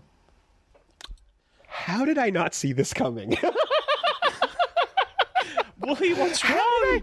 How did I not see it coming? You know, it's my fault. You know what? It's my fault. This is my fault. I am so puzzled about what's happening right now. I set the pieces in motion, and I somehow, in thinking good vibes were on the table, I somehow didn't see this coming. I am this so is lost. On me. I am. You know what? No, I am lost. It is my fault. I'm truly to blame. I genuinely don't know what's happening. I built the robot. It is my fault for trying to share a good vibes activity with you, and in the hopes that you would come out of that relaxed and calm and enjoy. But I did. I liked building it. I love the show. I love the anime. I should have absolutely called out that you would take the opportunity to bring Gundam Seed to my fucking face. Of course. No, that's okay. That's all right. Woolie, I told you I watched Seed at the beginning of this section. The dude with the blonde hair, the reluctant child. Seed, as in the thing everything else grew out of. Original Gundam. Strike Rouge. Strike Rouge. Woolie, what's wrong? I just it's you're not above it. Of course you're not above it. You would never be. So then you sat and watched Gundam Seed Destiny then. Original. Okay. All right. You see, like you could have like if you went Rouge, there's like there's a side. I'm sorry. Could you explain why you're so upset? Because I'm sure our listeners are so lost right now, and so am I. Like this motherfucker. What is going on, folks? You could have gone for like a stray red frame if you wanted a cool red one from Seed, and at least you would have the ability to say it came from the manga and you got a cool katana out of it. But no, that's not what you had to do. That's not what you decided to do. Okay, I like this one. Folks, Gundam Seed is a series that exists. I have opinions on it. You may have heard them. If you don't, okay, but I thought you liked original. You need to stop saying that word. I'm gonna need you to just the word original. We can just. All right, just put that word on ice. Why is that a bad word? Like, what's the problem? I don't. You're not gonna get this out of me. I'm not. My Gundam Seed thing. I went to see the movie the other day, and I let it out into space like a fucking coordinator with. I can't. Wait, the Gundam Seed movie? You went to see it? Is that what you mean? Yeah, I did go to see the Gundam Seed movie. I did. Well, then why are we fighting? We're both fans. Gundam Seed was an attempt to more or less retell the story of Gundam, but for, a new age with lots of changes and lots of differences and with different characters and different everything. And so Seed isn't the original. I did think it was strange that a series that was meant to be out in like the late 70s also came out in like 2003. That didn't make a lot of sense. That was kind of weird, right? That was odd. The weird that was part. An inconsistency there. Yeah. Look, Gundam over the years, they've always been toy commercials, but there also have been these things where, like Tomino is also like, war is bad, and you're like, yeah, but hey, look at the cool robot. And there's always a balance you have to strike between look at how cool this is. I mean, between your anti-war messaging and your cool toy selling. And then you also sometimes change up the art style to be a little more like, this is going to appeal to a younger audience, or you want to get some boy bands going. Let's get a Gundam Wing. Let's get the Hot Boys up in there. You can choose. Man, some of the promo art at Gundam Wing is pretty fucking wild. Yeah. So, that's all a part of the history. And just look, it's real simple. Seed came along. It wasn't very good. I did not enjoy it. And the parts that I thought were that's disappointing. Yeah. And I like it when the main character is not Jesus Christ of Nazareth on the cross.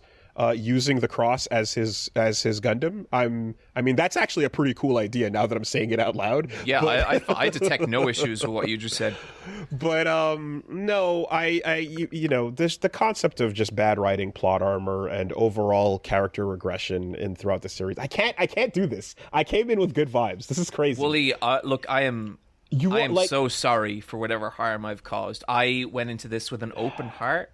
I watched Seed, which I thought was the original because it's the seed that grows into everything. Like, the fact that you're upset is devastating to me. Okay. Did you? So how you didn't complete Seed? I'm assuming. No, right? no. But you got enough. 10 episodes. Okay, you met Lux, right? You met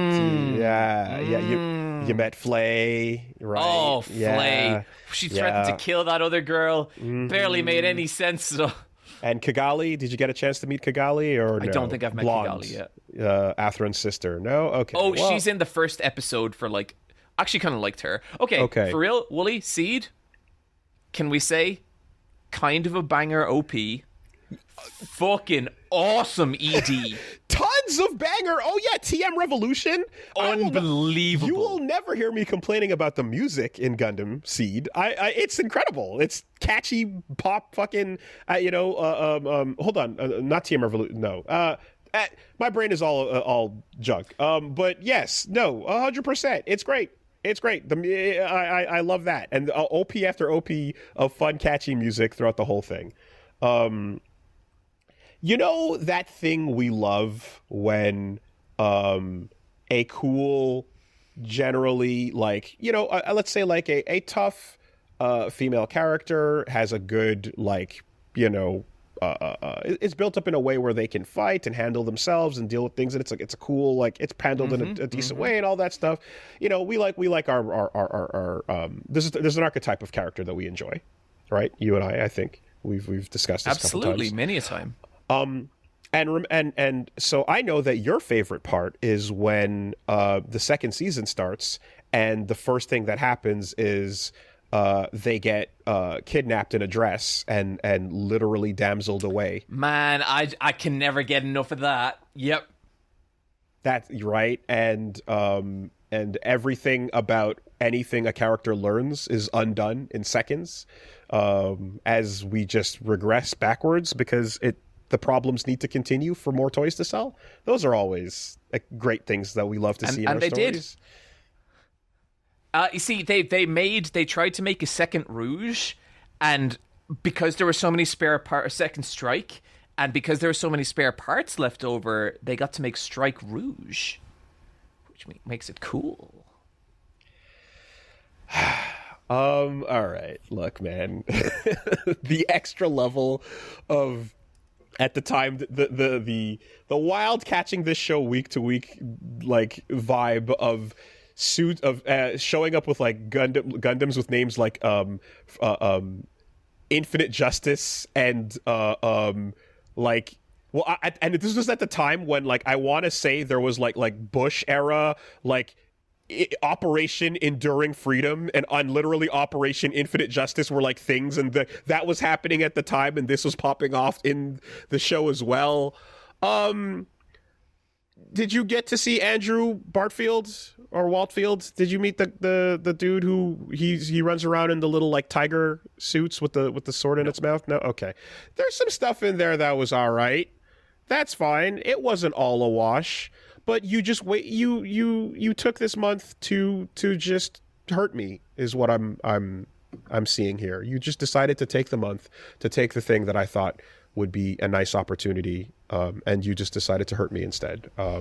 Woolie, I went into this with an open heart, and no one is more devastated than me about how this has gone. I see that you're upset. I see that you're offended.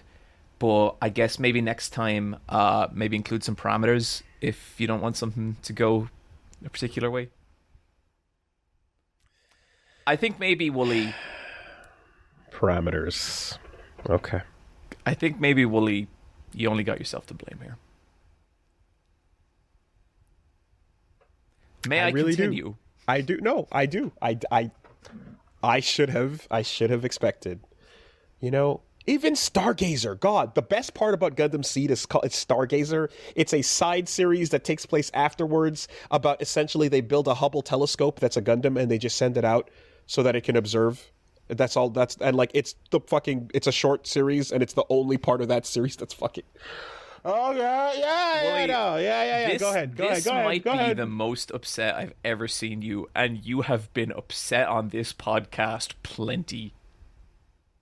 I'm just mad I didn't see it coming. I'm just mad I didn't think about the Seed angle. I feel I've let myself down by not anticipating your fucking horseshit. All right, where are we going? What's going on? What's happening here? Tell me about your Gunpla experience, please. Please tell me.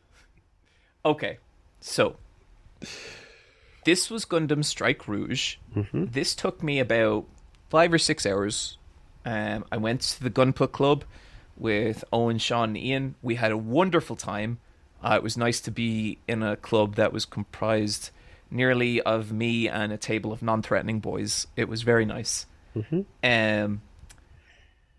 But, you know, as I was buying Strike Rouge, a second Gundam caught my eye, Woolie. Ah. Okay. What? And... Yeah. It just had a vibe, and it had a look that, goddamn, I just could not ignore. The Big Zam. No? All right. No. I got Wing Zero from Endless Waltz. Let's go. Okay. There we go. Yeah. See, this is okay. Yeah. This is okay. Yeah. And that's your speed too. You would want the fucking feathers. Yeah. You would want the one that has the goddamn... Yeah, okay. So all right. This is specifically... And this I had kind of learned a bit more.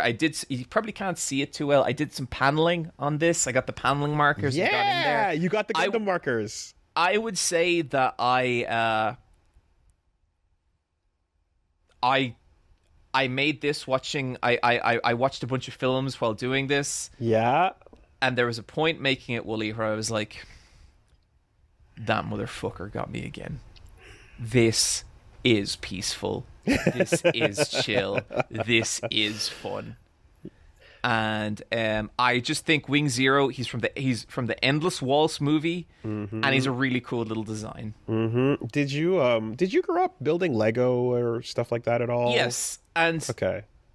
I found this kind of meditative and therapeutic in a way that I was not expecting. Like the paneling on this is kind of a mess, but like it looks fucking cool, right? No, I'm looking. You got the lines in there, and something that's fun about this process is learning that like a little bit of extra lines will go a long way. Long way, right? Yeah. I did this with a black paneling pen, but you're meant to do it with a gray, I think. But I like how it looks.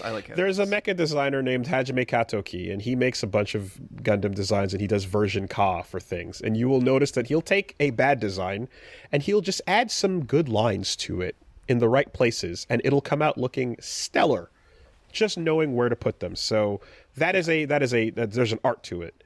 Yeah. Did you get a flush cutter as well, and just start like, trimming off those nubs? Oh yeah. That's the best part. Sand it down a little bit. Oh, the sanding. I like the sanding. I have a little file.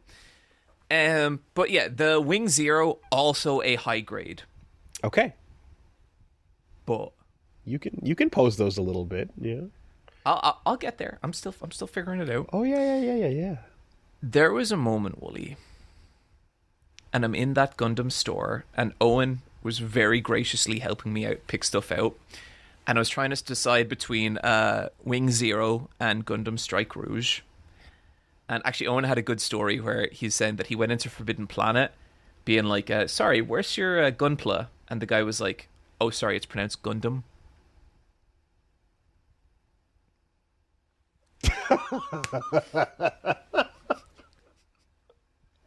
Yeah, you know what? You just got to go, oh, I'm sorry, I meant Gundam. You can't. You just got to well, actually, Gundam is the series and Gunpla is the activity. Like, you got to just take it on the chin. No, that's it. But, Woolie, so I was trying to tweak between Wing Zero and Strike Rouge. And my friend, the clouds parted. And heaven's light shone down onto a specific Gundam. And I looked at it, and in all its beauty, all its majesty, I said that. These other two are Gundam. That is my Gundam. Do you have any idea which I might be talking about? Well, you're not going with a goof. And this ain't no goof. This is serious. If you said, all right, anyway, if you said boy at the end of that sentence, that would have been a pop. But your Gundam, huh? From all different series. And you're jumping into stuff that you might not even have played. Barbatos? Could you be a close? Well, not close, but actually I saw some Barbatos and I was like, that's fucking cool. Barbatos is super sick. Yeah. Big hammer spear. It's not a high grade either. I got a master grade. Ooh. Huh. Objectively, in my eyes, the coolest fucking Gundam in existence. Everything else a distant seconds. I got Death Sight.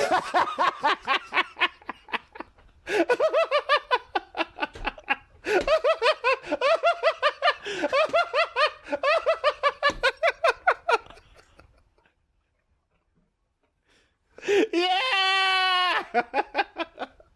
Death Sight. Oh, that's great. Yeah. I want you to know, Woolie, I want you to know everything I just said. Yes. 100% earnestness on my part. I am not joking. I feel this thing in my fucking soul. Oh, God. Look at his little pointy shoes. get the fuck. Yeah, How cool is that? Like, why are people not talking about Death Scythe more? Oh, like, no, they are. Are people pretending that this isn't the fucking coolest Gundam of all time? They are very much talking about Death Scythe and Death Scythe Hell and all the upgrades and everything. I'll get there. And the fact that there's the cloak cover and then the poncho. Yep.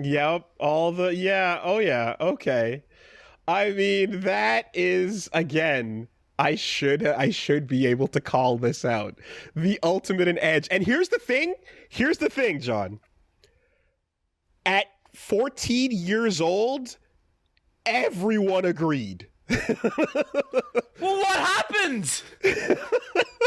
How did you become so damaged that you lost this? I mean, you people lost this. I'm still here. I'm still real. You let taxes, you let responsibility, you let life chip away what you are, and now you're a fucking smoldering little potato of a being.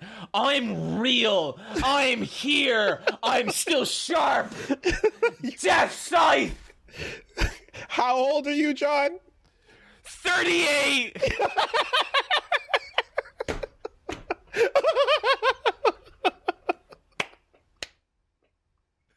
38, Woolie! Yes. Yeah, all right. Because I never stopped! No. What did I never stop? Everything! And far be it for me to take that away from you. Death Scythe is an excellent choice. Woolie, I feel a spiritual connection with this tiny plastic goth robot. I mean, and the thing about it too is back in the day, it wasn't just Death Scythe, it was Duo Maxwell. The pilot, he's like the Michelangelo, right? That's the weird part. I was told this at my Gundam club. He's actually kind of chill. He's not edgy in that way. He's voiced by Scott McNeil. He's the Michelangelo, chill kind of fun guy, wisecracking. But like as a result, everybody, you have to love him, because imagine if the fun party dude of the group got into the edgiest Death Scythe. Yeah. You know, you would from a distance assume that was the villain of the franchise, of the series. Yep. And it's not, right? Epion is a dragon that's hanging out right over there, but you look at that and go, that's not piloted by the final boss? So no, I'm not going to take that away from you. In fact, fun little side note, Duo Maxwell, the pilot of Death Scythe, direct inspiration for Yun from Street Fighter 3. I see it. That's pretty cool. And Troa Barton, the pilot of Heavy Arms. Heavy Arms is also sick. Sandrock is all... Look, people talk shit about Wing, and I've never watched it. Sorry. Direct inspiration for Yang. Huh. Troa and Duo are Yun and Yang from Street Fighter 3.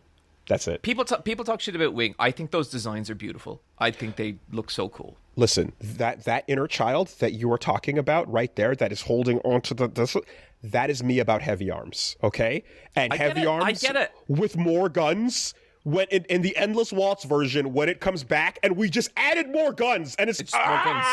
Daka. Like, yes, I'm there with you. It's one of my favorites, absolutely, right? No, Wing is sick. Don't let anyone tell you it's not. Wing is an excellent choice. I just it's so, that is the absolute, that's what you pull out of your bag at recess, you know, and show off to everybody. Well, okay, like, no, it's not. It's a fucking awesome looking mech with a giant laser scythe. I don't get, like, at some point, do people just stop pretending that shit's rad? Or do they start pretending it's not? I'm somebody that likes the guns attached to things, so it got a little simpler for me, you know. I've showed it before, but I love the clean, and I love the mixture of both that comes from the F-71 G cannon. Oh, right? That's a beautiful kit. and it's from F91, and it's not the main suit. It's just one of the ones that are like mass produced, you know. But I just love the cannons on it. I love the color. I love the detail. It's like beautiful. Yeah, it looks like he's wearing sneakers. A little bit, and I like the kind of like motorcycle helmet style head that it gets, you know. So I kind of like beautiful. I would say that's the second most beautiful kit I have ever fucking seen. Now, the shoulder pads. Now, yeah, and again, like there's upgraded versions of it as well, right? So, I think I'm not immune. I'm not going to sit here and pretend that I'm immune to the edge, okay? Because right there in my heart, at the same time, is shit like this where I still, and this is the thing, I haven't watched Unicorn yet, but just on sheer design, this is Kshatriya. Ooh. And Kshatriya is the sickest shit I have ever seen. That's pretty cool. And like just on the just the vibes, the aesthetic, everything going on with it. I saw that from a distance and went, "Okay, Gundam Unicorn, you're fucking cooking." You know, with this one, and in particular, you know, that's also one of those things where like that's the name that that's what Guts gets called, the Kshatriya of Durga. You know, the warrior of the god of war, right? And like I fucking am not immune to a big double-sworded, edgy-ass Gunpla myself, right? So make no mistake, I'm right there with you. I appreciate the energy. I laugh. Okay, Woolie, I laugh. You laughed a lot. You laughed a lot, Woolie. I laugh, but I'm right there with you. Okay. Because I see myself, and I know, all right? And I built Death Scythe back in the day. That's the thing. I built all the Wing Boys, right? I'm right there. I get it, you know? Okay. So, there was a point building Death Scythe where I got a little man, and I sat him on a little tiny seat. And then I put the seat in a little sphere. And then I built a little rectangle around the sphere. And then I inserted the sphere into this. And this does not open. And so that little man is encased forever in this machine. And that made me feel like this is a hobby for lunatics. But you know it's there. And that's all that matters. I know that somewhere in the bowels of this beautiful, beautiful machine, there is a little plastic man who will never see the light of day again. But all that matters is that you know. Yeah. Just like when you're putting together, you know, a perfect grade, there's a ton of super detailed components facing inward on the skeleton that will never be seen. But that's okay, because you know that they're there. Well, Woolie, maybe we can talk about that next time on Versus Wolves. Because waiting downstairs for me right now is a perfect grade. Oh, you fucking...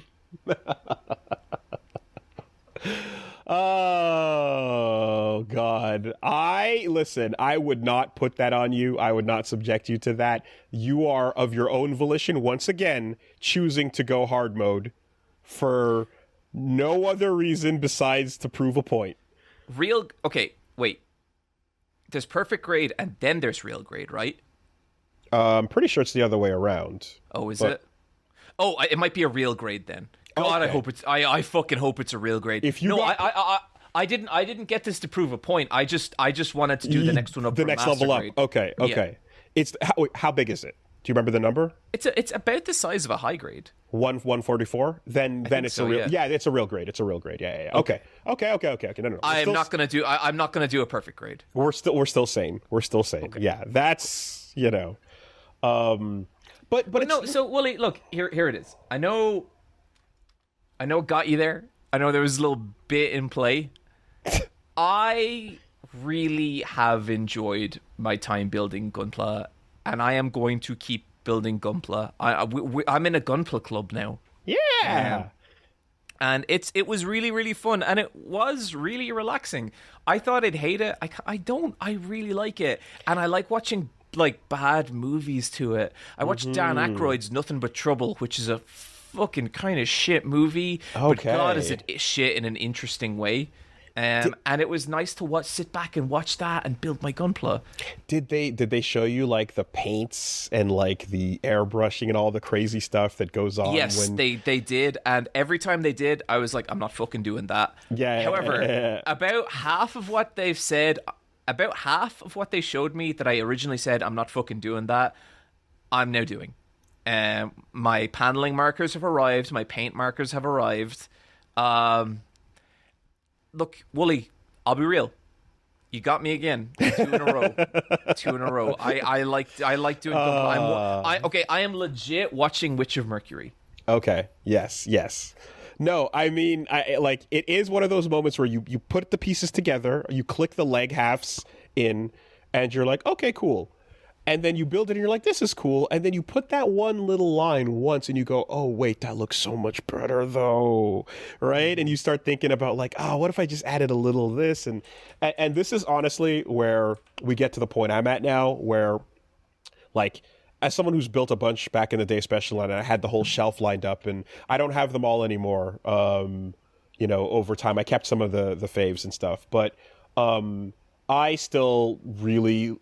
I like this, the way it looks when it's fully painted out and like matte painted with like battle damage and all that cool stuff applied as well. It goes what I like and find cool is beyond the level that I can actually do, right? Sure. And so I kind of touched on it a little bit last time, but this is where I'm like, okay, I don't mind finding a professional if anyone is in the city and like getting them involved with helping me on it and or putting some of these and getting the detail together. So here's an example of one.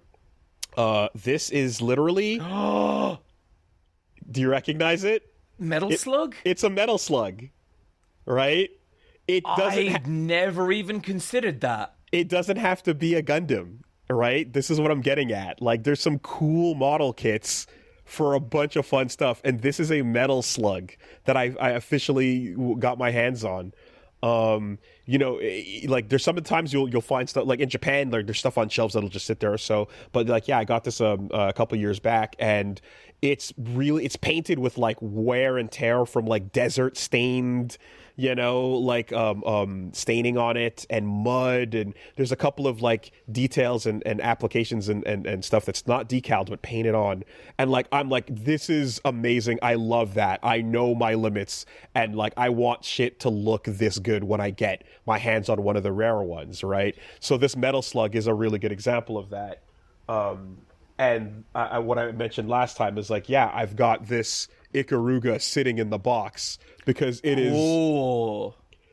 the Ikaruga ship, and I'm like, I don't want my embarrassing, like slap it together, put a couple marker lines on it. Like, no, I want this to look fucking phenomenal because it's one of the best shmups ever made. So that's why I'm like, if I can find somebody in the city that can help me out with it, that's where I start like looking for the export, But dude, there's stuff out there that's not Gundam that is so cool and also fun to build and to get into this whole thing. Next time we hang out, wherever that may be, I would love to do a little Gundam trip. Okay. Like I would like to go. 2 of us go to a shop. We both pick out a little Gundam, and then maybe we go back and we build some Gundam together. I mean, I'll tell you, there's a couple places I used to go that are not around anymore. And if they were, I wouldn't have even... Like, I'd know exactly where to go. Now I gotta maybe find some more because... we'll find somewhere. Yeah. But anyway, Woolie, I think we gotta rank it. Yeah. And listen, hey, to the Sherpas, to Sean, Paperbag, Studio Mela, and Owen, and Ian. Thank you, guys. I appreciate that for stepping in there and, grabbing... Boss Rush Studio is Ian. Okay, yeah. Thank you for stepping in and grabbing John and bringing him, the information and the exposure that we needed. Because I'm like, this is... A lot of these times I'll think of something that might work out, but it depends on what the situation is in Dublin, and I'm glad this one worked out. So there we go. That being said, there are little spiders everywhere, but now you might know about a couple of them. Okay. Is Gundam better than Silent Hill Ascension? Yes, of course. Better than Omicron, better than Missing a Fighting Games Tournament, better than Sexy Hiding, better than every Leprechaun movie.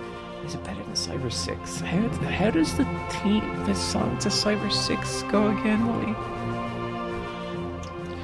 There's a time when the moon reveals it. We're not doing this.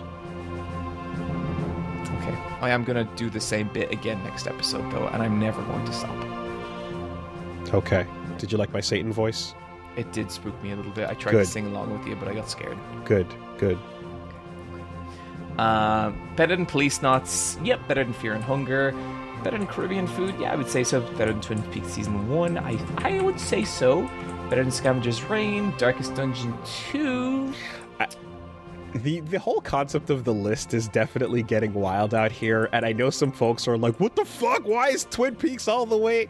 And it's like, this is nonsense. It is nonsense. Oh, look, no, first of all, the list is nonsense. Don't worry about it. Second of all, look, it's just me and Woolie's honest median enjoyment of things, and me and Woolie have very similar tastes of some stuff, very different in others. If I was constructing this list, Twin Peaks would be top 5, as would Fear and Hunger. I think, too, as well, the fact that we have to caveat a lot of stuff with Season 1, getting into it is not the same as the complete experience. Now, I would say Season 1 of Twin Peaks is kind of like the best Twin Peaks. Is it? Okay. Yeah, I mean, Season 3 is good. Season 2 is a interesting mixed bag. Okay. I think the median level of enjoyment here is higher than Scavenger's Reign, better than Darkest Dungeon 2, better than Hunter x Hunter Zoldyck Family and Tower of Heaven, better than Kaiji Season 1, better than Jujutsu Kaisen Season 1. It really got you. I like it. Now, I'm not sure it's going a lot further than that. Okay. I mean, this is a list of bangers. The entire concept of building plastic, is a peaceful Zen-like activity that can be applied at any point in your life. But, yeah. I think it is officially our number, our new number 15. I think it beats Jujutsu Kaisen Season 1. I don't think it beats Vinland Saga Season 1. Do you agree with that, Woolie? I agree with that. I think that works. Yeah. I have no opposition. And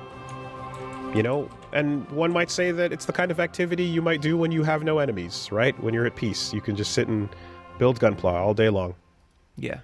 Have you recovered now, Woolie, from whatever that outburst was at the start of that segment, which I'm still kind of at a loss about? Considering the bit was supposed to last about 10 seconds and I turned it into 10 minutes, yeah, I think I'll be okay.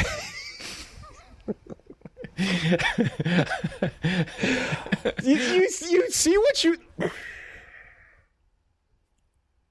Literally, you sat there and watched me unravel.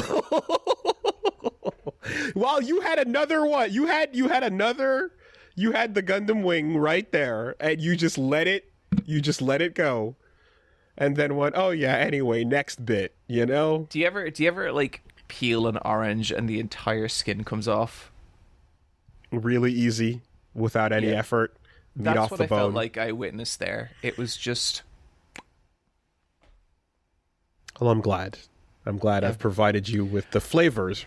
Yeah, but I mean, like, you can rest easy now, Woolie, because, there's going to be nothing upsetting. Oh, no, for the rest of this episode. Oh, no, I mean, make no mistake. I'm surprised you weren't sipping your wine glass while I was doing that. I ran out of wine. Okay, because I'm waiting for this, this gesture of swirling it.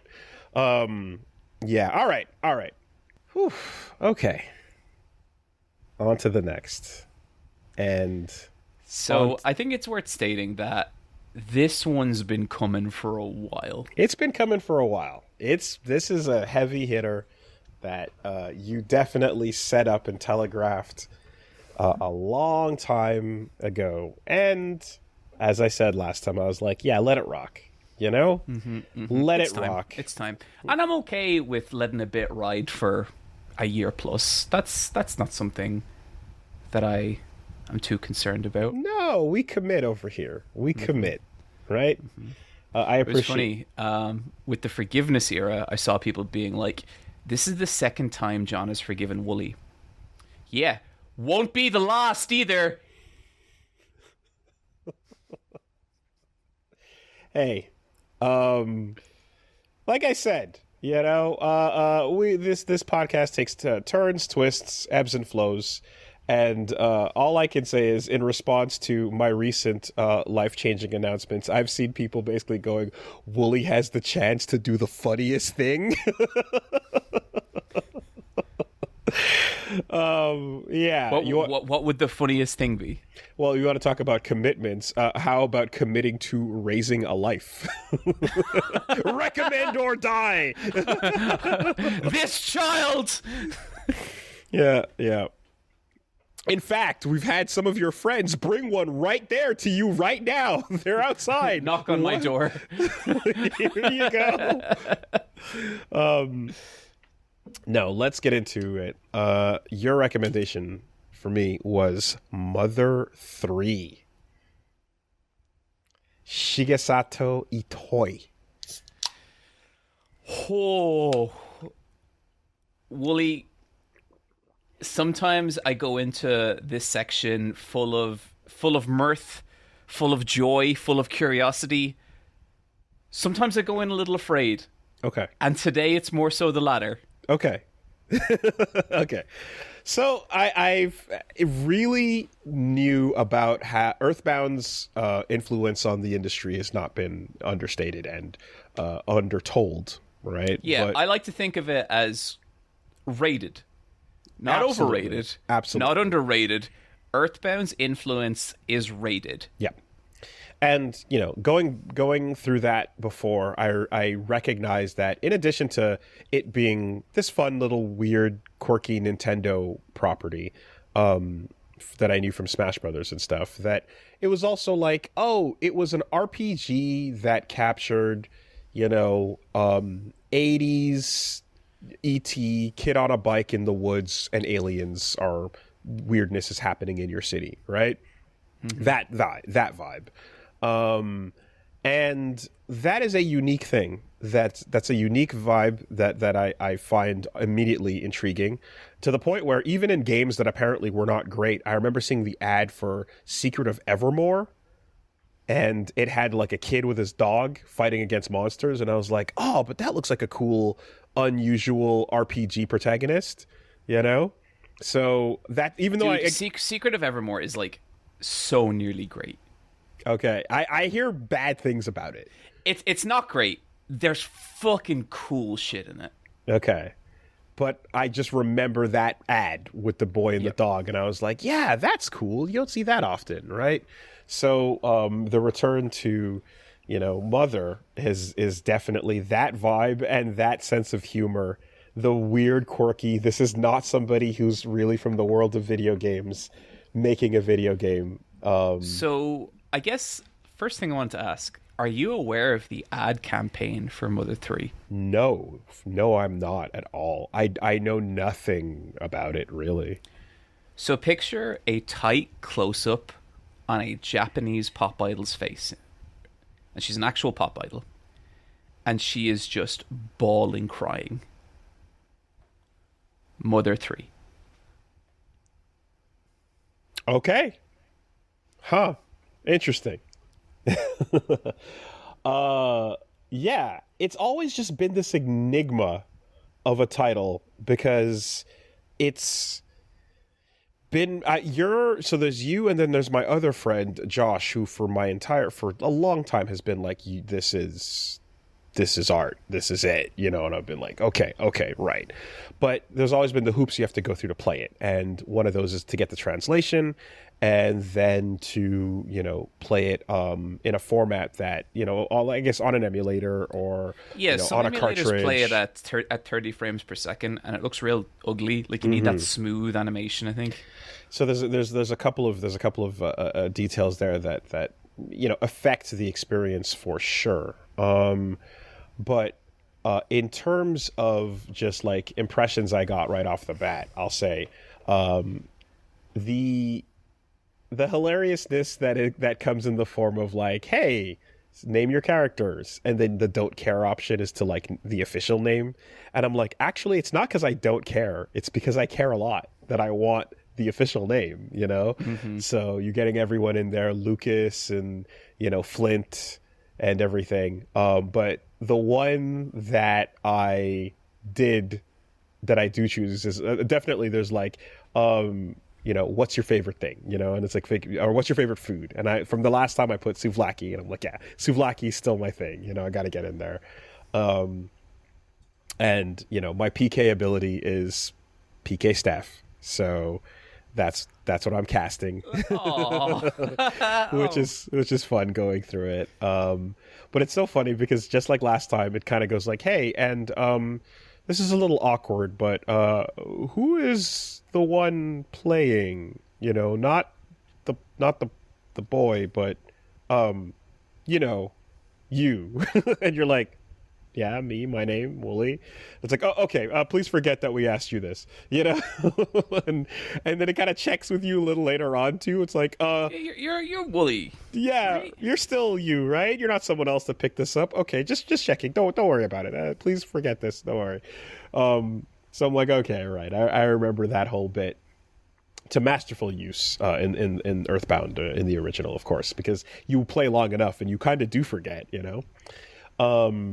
In this instance, I'll say so right off the bat, chapter 1 is brilliant. It's just a nice, simple introduction to this world where you're playing as Flint, you know, rough and tumble kind of guy, you know, man of few words. I mean, the protagonist always is, but yeah, what a nice little short, you know, story where you kind of you're in a small town, and you know you're definitely way earlier than anything that it feels like the timeline was with Earthbound 1 or Mother 2, I guess I can say. But you know, you kind of, you know, there's your wife Hinawa and the kids Lucas and Klaus, and you know you're kind of making your way through and sort of seeing this creeping threat start to get introduced. And, you know, eventually when, you know, you have this kind of, are the wife and kids safe? They're trapped up on the mountain. Flint has to like get up there and find them. And it's a really, like, the way that whole thing played out was just great, where people are like, hey, Flint, you know, like, we're going to help you find them. We're going to do it, you know, and you kind of just go through this really urgent moment, you know, with these characters. And yeah, and then, you know, right off the bat, you're getting like that brutal, like, we found your wife, and that scene is fucking raw. Like, yeah.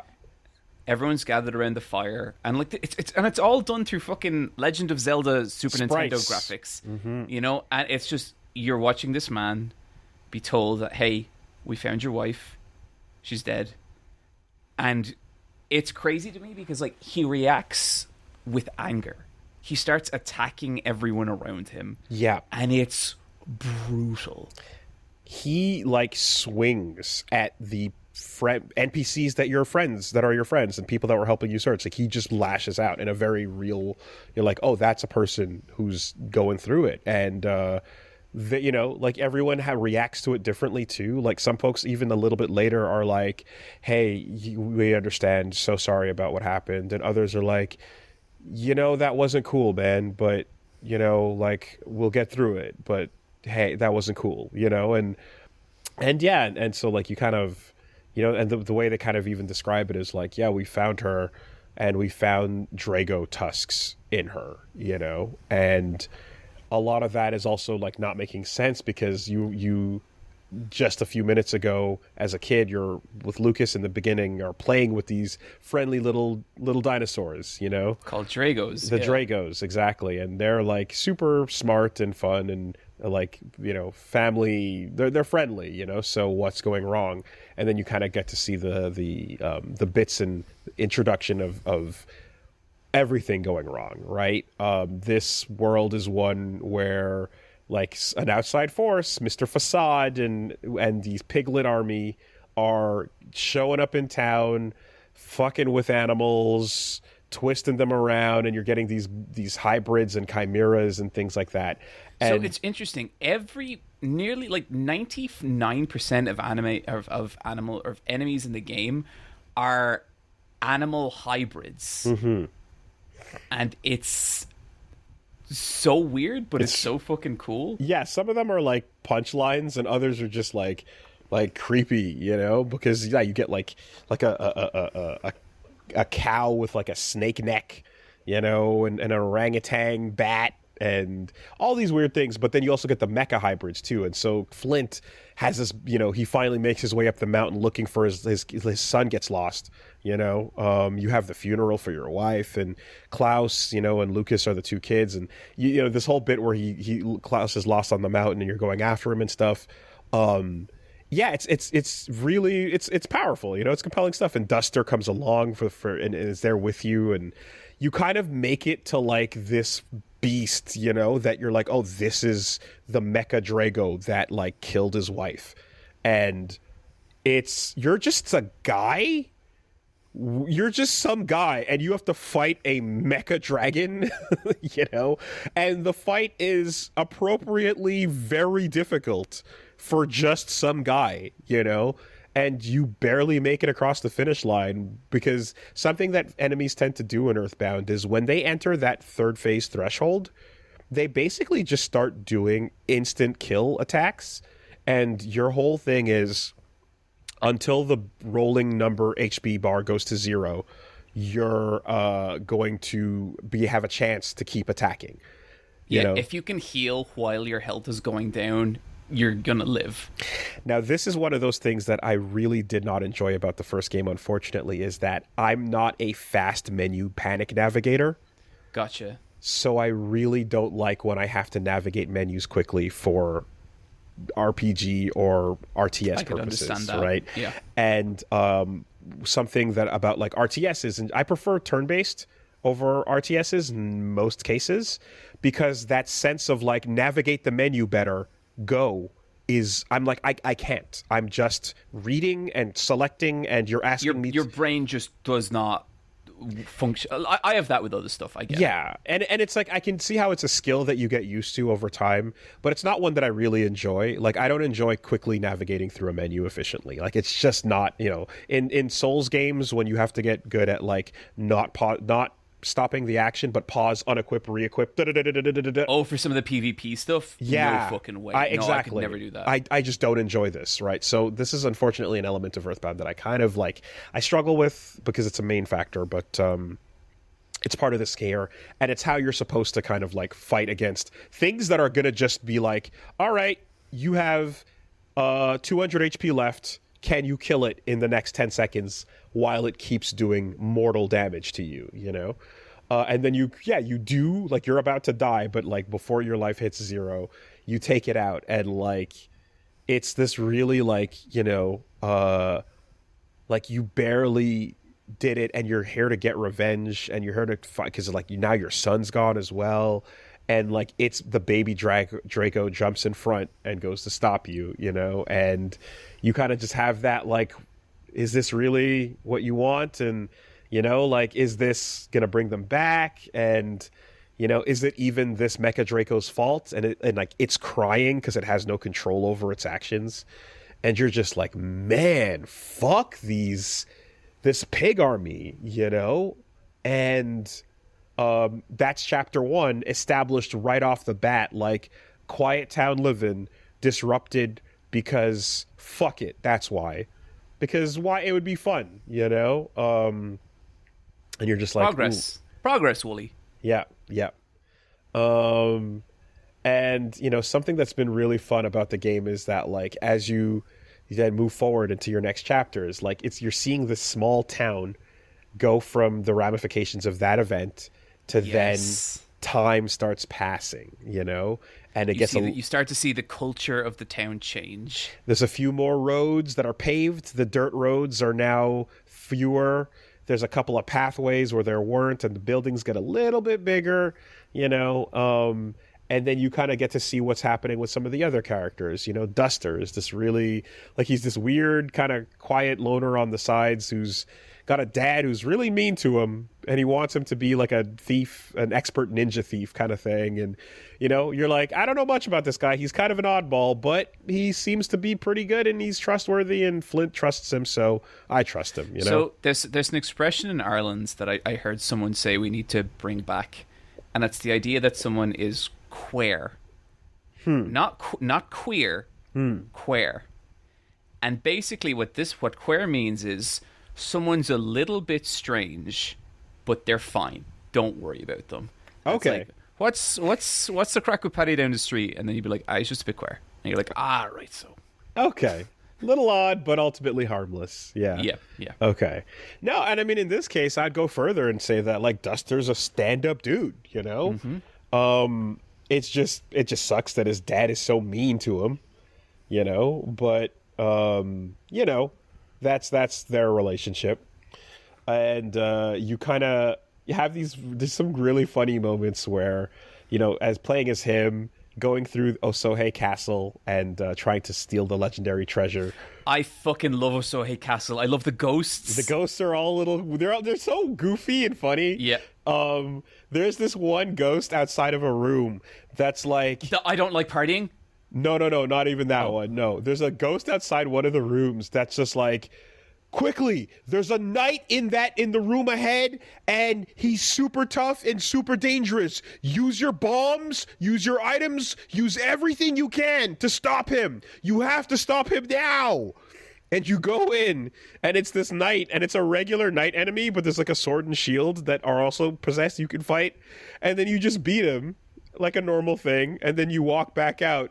And it just goes, hey, yeah, sorry, we all fucking hated that guy. Like, he was kind of a jerk. So, anyway, that's like something I love about this game. Like, it is such a funny game, and it makes me laugh so much. There's such a goofy, amazing sense of humor to it, for sure. And something that's always been the case, and is with the first one that the takeaway was that, like, the vibes are immaculate, right? Of course. Over here, the same thing I'd say. The music is killing it, and the vibes continue to be this quirky, fun, lighthearted romp. There's also these little things where, you're seeing homages where, like, the music band kind of connection to the first game is there, where the Runaway Five, existed. Now you have DCMC, right? This band that, like, Duster becomes a part of in the little time skip. And, as time goes on, you kind of just get this town that, like, people kind of separate. You meet Kumatora, who's, right, this pretty cool other Psy user that joins the party. She's great. Yeah, she's cool. I like her. And you're kind of just you're like, Duster hangs out with this band, and kind of like the Runaway Five. You're like, oh, these are like soulful dudes. Like, they got some feeling to them, because they, like, when Duster was hanging out with them over the gap, they just like memory lost. He's kind of playing music with them, and that's his whole identity. And then eventually you're like, you gotta return to who you were. And so they kind of have this rock paper scissors game that's like super dramatic about, okay, if you can beat us all in rock, paper, scissors, then Duster goes with you, And they tell you little clues about, like, oh, this person always does this. This person always ties with that. So you can use deductive reasoning to kind of learn how to do it all in one shot. But my favorite part is, like, at the end, you get conflicting tips for how to beat the final, like, lead singer, the captain. And then you have to choose rock, paper, or scissors. And then you do it. And then the game never tells you what the result was. But the captain is kind of like well, then that's it. Then fate's decided it. But you kind of are left with this open impression as to like, you could have faked it, or he could have faked it, or you both could have lied about the results, but they don't show you, and they just go, well, all right, guess Duster's going with you, you know? And it's like a nice little like, oh, that was a fun little touching moment. I enjoyed that, you know? And on the way out, they play him a goodbye song. And you're like, we just met this band, and we were not there for this 2-year Shippuden that they've been through, but now we're saying goodbye in such a tearful moment, you know? Like, fun, good stuff all around. I think that's one of my favorite things about the game. I feel like it is incredibly dense with memorable moments. One of the ones that always comes back to me, just because there's so much effort gone into it, at some point you need to drain a lake. Yeah. That's and you get to pick from 3 chimeras, and one of them is very obviously the right choice. Yeah. It's like this, just like, it looks like a hose and it can just drain it, and the other 2 are super wrong. But if you pick the other 2, like 2 of them are just these 2 little round guys, and they're like clones of each other. And their method of draining the lake is one of them scoops it out with a glass of water, hands it to the other throws it on the ground and pans it back. And like, it just goes, I think it will take a long time with these 2. And you get to pick again. Like, they're basically like the bucket bros, you know? And they just bail water with the bucket, and they're kind of scared. And you can sit there and wait, and then your whole team falls asleep as you wait for them to slowly drain the lake, you know? The other one is this big, like, Pokemon that's like, it's got a vacuum nose that's trying to dry out the lake, and he keeps trying, and then it's like, it's not working, and you just get him out of here, you know? And then, finally Dr. Andonitz is like, okay. And then when you see the last one, that's the perfect, like, 2 water transfer one. Like, he hypes up the first 2, and then that last one, he goes, that one. Yes. I suppose if you wanted a completely worthless, you know, chimera, you could go with that, I guess. You know? I guess what I love about it is, like, it is so funny. And, like, the first game was very funny as well. But I guess when you pair that, just this, like, and I usually hate this word, whimsical sense of comedy with, like, the deep tragedy of kind of what's happened this kid and what he's going through, like, it's powerful shit, dude. There's a running gag with, like, the save frogs, where you talk to a frog and it saves, but like as time goes on, like, you know, you start to see them in different situations, right? So we move forward in time, and like the city builds up, you know, and you have like buildings now, tall buildings. The hotel, the little inn became a big hotel. There's roads and cars and a train station. Wow, can you believe it? But your little house never really changes. And now you get a little save frog driving around in a little car, you know, and you can talk to it to save your game. Or when you hang out with the little mole, like, bugs, there's a little green one, and that's your save frog, you know, like, just little fun bits like that. But the times, they are a-changing. And, you know, you get that bit where, like, everyone's got a happy box in their house. Mr. Facade brings all the happy boxes, you know? The game starts being very... like, at first it's kind of like, where are we going? And then it's like, it's not being very subtle, because like you start hearing the marching theme of the pigs, and it's you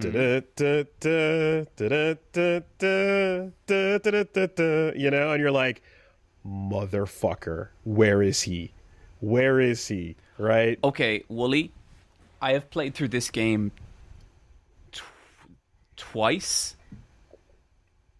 I never picked up that was Porky's theme. I immediately did, right? I am so bad for that. I can never pick up on music cues, whatever it is. Okay. Anyway, sorry. And it stops being. It becomes less and less subtle. I mean, at one point, literally, it goes like King P. This is his room, and you see a bunch of toys. Yeah. You go into the same. Oh yeah, no. At that point, you know it's him. You go into the same skyscraper that is, you know, from the first game as well. And here's another thing. In was it? I forget if it was Melee or Brawl, but in Smash Brothers, when did Lucas come? Lucas came in perhaps in Brawl. Brawl. Yeah. There's a Mother 3 Brawl stage. Brawl was also the one with the crazy story cutscenes. Okay, the Subspace Emissary. Yeah. And there's a Mother 3 stage, and I remember the like update to this town where it's like it's not on it, but it's the new city, and there's a big breakaway moment where it straight up shows you, you know, like you see Porky in this whole contraption. So I'm like, I don't know what I was looking at, but I was like, oh, I don't know anything about this, but I remember that. So, you know, in a way, it kind of like revealed that by just playing Smash Brothers. But anyway, all that aside, you know, something that when you want to talk about the brutality, right? You get a chapter where you're just playing as Salsa the monkey, and Mr. Facade is just making you dance and do what he says, and if you don't, he presses an electrocution button and kidnaps your monkey girlfriend, and you're just forced to begrudgingly be like, fuck, god damn it, you know, like whatever you need, you know. It's really like, yeah, you spend a whole chapter with this asshole of a villain, you know, learning to hate him even more as he's just like abusing animals while no one else is around. And it's rough, you know. There's and like, yeah, at some point you start moving past into like these bits where do you remember the Leo, the man with all the presents? It's like this, you walk into a room and this one dude is standing surrounded by like 6 or 7 gift treasure chests, right? And he's like, yeah, all the ladies love me and they send me so many gifts. I'm so cool and popular because I'm a bad guy, you know?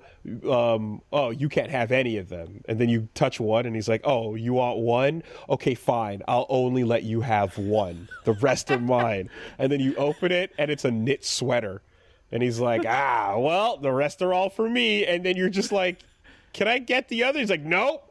And the game's like, nah, you can't. You literally only get one. Sorry. You know? Like, I love the game's willingness to just kind of shit talk you. Yeah, you know what I mean? 100%, you know? Like, they just have these bits. There's like the grapple snake that like, I love Grapple Snake. yeah, he's helping you guys make it over these pits, and he's hanging on for dear life, and he can't hold the whole party as you're escaping in this big helicopter adventure, and he's like, it's my time finally. So you know, I have thought about getting a tattoo of that sprite, all the characters holding on to Grapple Snake. It's so cool. Great, and he's just like, guys, you know, I'm glad that I'm finally able to make a difference in the story. It's my debut and this feels really good, but I'm just a snake. I cannot support 4 people, you know, as I hold on to this ladder. Yeah, and then he gets depressed afterwards, and he's like, I'm okay, don't worry about me, I'll recover. You know, you got a little robot that's like, hey, please help me charge my battery back, but it has to be 15 seconds exactly, you know, and then you press the button and then you have to time out as much as you can. And if you go 14 seconds, he's like, oh, you're close, but that's not 15 seconds. You're garbage at this. You suck. So stupid. And if you go to 15 and above, he blows up. So you can't possibly get it right, you know? The game is so insane about it, but it's just, yeah, it's goofy like that. At one point, you're taking the train between, you know, areas, and then the train conductor is just like, oh, we can, you know, would you like to ride our train? And you're like, yeah, sure. And he's like, would you like to ride the green train? It's a little more expensive, though. And you're like, yeah, sure. And he's like, really? Oh God. Are you sure? I mean, you can't back down now, you know? And then you can be like, actually, I changed my mind. And he'll be like, okay, well, you know, this is unrelated to anything, but I heard some fools have been walking along the tracks to get where they want to go really slowly and dangerously, you know? Unrelated to anything, you can take this unsolicited advice, you know?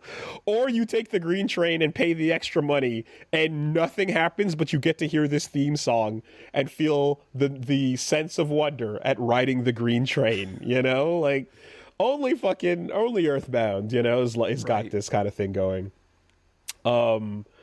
Yeah, so, you know, I guess like that stuff aside, I've kind of pushed on, but there's some stuff that's been pretty tricky about it too. So one of those things is just, again, no fault of the games, but because it has never been translated officially, and you have to play it with a a hacked translated version. I know that there's versions. I have a physical version I can actually play on like on a Game Boy. But like in order to capture footage to be able to show stuff for something like this, it wouldn't make sense. So playing it on an emulator is how we're going through it. But it's not properly synced so that the music rhythm element of the game doesn't work. There's people who swear to me they can get it to work. I have never once been able to do a single successful combo in that game. Okay. Now, luckily, like, you don't need to. Like, you can get through it okay. And I think I actually like the harder difficulty, you know? But I have never, ever... So basically, and, like, the mechanic itself is kind of complicated in a way that I've never really got my head around either. But basically, every enemy has a rhythm, and you can use a special ability to hear their rhythm. And then if you can tap your attacks in line with their rhythm, you'll do not just one attack, but 1, 2, 3, 4, 5. And you can go up to like 30 attacks. Like, 16, it's crazy. Right, 16, yeah. But I've never been able to do it. So I've managed to pull it off. And I figured out exactly what was going on. After failing at it spectacularly, because it introduces it. And then, like, a partway through the game, you're like, by the way, I noticed you're not using rhythm attacks. You should do those. It's kind of ugly watching you fight without them. And you're like, oh, what? And then it does. Then later on, it's like, I see you're still not doing them. Please, you should use these, And there's even a practice mode to fight things and see what's going on. So I went into the little practice fight to figure out the exact deal. And every song has a rhythm, and you can basically tap as if you're drumming to the beat. And if you're hitting the drum beat in rhythm, your attacks keep going, right? So, and then it'll go through like waltz themes, it'll slow it down, it'll have a speed rhythm, different types of genres. And then as long as you learn to your hits keep going. The reason why you could never get it on emulator was because there is about a half note delay between where you see it and where the input goes. Okay. So if you're hearing a song that's 1 and 2 and 3 and 4, the game wants you to tap 1, 2, 3, 4, but the emulator forces you to tap the and instead. So you're hearing 1 and 2 and 3 and 4. Exactly. So you have to alternate between where the beat goes and where you're hitting it. And when the rhythm gets irregular, because sometimes it goes like da da da da da da da da da da, and you that's impossible to go on a delay. So it just gets insanely hard for stuff because that's just the frame skip essentially, right? It sucks because, that's a problem that I'm like, it's not mandatory, but it is a cool thing about the game. But I have figured out how to land perfect combos on some songs because I can tap the offbeat rhythm and I can put my brain in the place where I delay my input a little bit if it's consistent. I don't know that my mind is capable of that. I think that's tricky. Yeah, it's weird, right? But yes, like you said, it is not mandatory, but it certainly does help because the other thing is this game's difficulty is very high. And some of those boss fights are fucking brutal. So I'm going to go ahead and say all of them are. And there's a simple thing that I guess maybe I take for granted on the basis of how old RPGs worked versus new ones. And I definitely came a little later towards a lot of RPGs, learning how they worked and getting into them. But something that I don't enjoy is when you get into fights naturally on the way through a dungeon and then to a boss. I like when you are leveled up enough through that experience to take on the challenges, and there's it still requires you to play smart and use your resources efficiently and well, and a little bit of luck. But I don't like when simply fighting everything you encounter on the way to the boss is not enough to be strong enough to beat the boss. Sure. It implies that you're supposed to stop and grind a bit, double back in some cases, and get more experience out. And in this case, doing that means using Psi, which means wasting a resource. It means using sometimes healing resources, which are also very limited. So like grinding costs you you know? And it's rough when some of those bosses are like, you're barely able to scrape past. And again, final phase, death, speed run to the healing, speed run through the, you know, like... Right, I could understand that would be really frustrating. So, like, I had a couple of those moments of like, oh yeah, this, like, the original game was kind of like this too, admittedly, like not Mother 2, Earthbound. There's a couple... I thought Earthbound was worse for it, because I thought some of Earthbound's boss runs were brutal in like the run you have to do to the boss. Yeah. I will say this, that what I'm able to do is I'll fight a couple extra things out of the path when I'm exploring the map, but for the most part I fight what's in my way, and with the levels I get from just doing that, you're barely able to scrape by the boss sometimes by using every single consumable you have and all magic and everything. You have to be bone dry at the end of the fight. That's what I kind of love about these fights. Like, I love the desperation of them, but I think maybe what I'm hearing is that I squeaked through a lot of those fights first time, but I enjoy the menu rush. And I could see that being the 5% difference between succeeding and failure. And so I could really understand the frustration of coming that 5% short. I had a couple of boss fights where the menu rush is the only reason why I lost. Right. Okay. And I went, right. And then you do continue, and you can continue by keeping your consumables gone, but keeping your XP, or starting back from the last save file. And I'm like, oh man. You know, so like, okay, all right.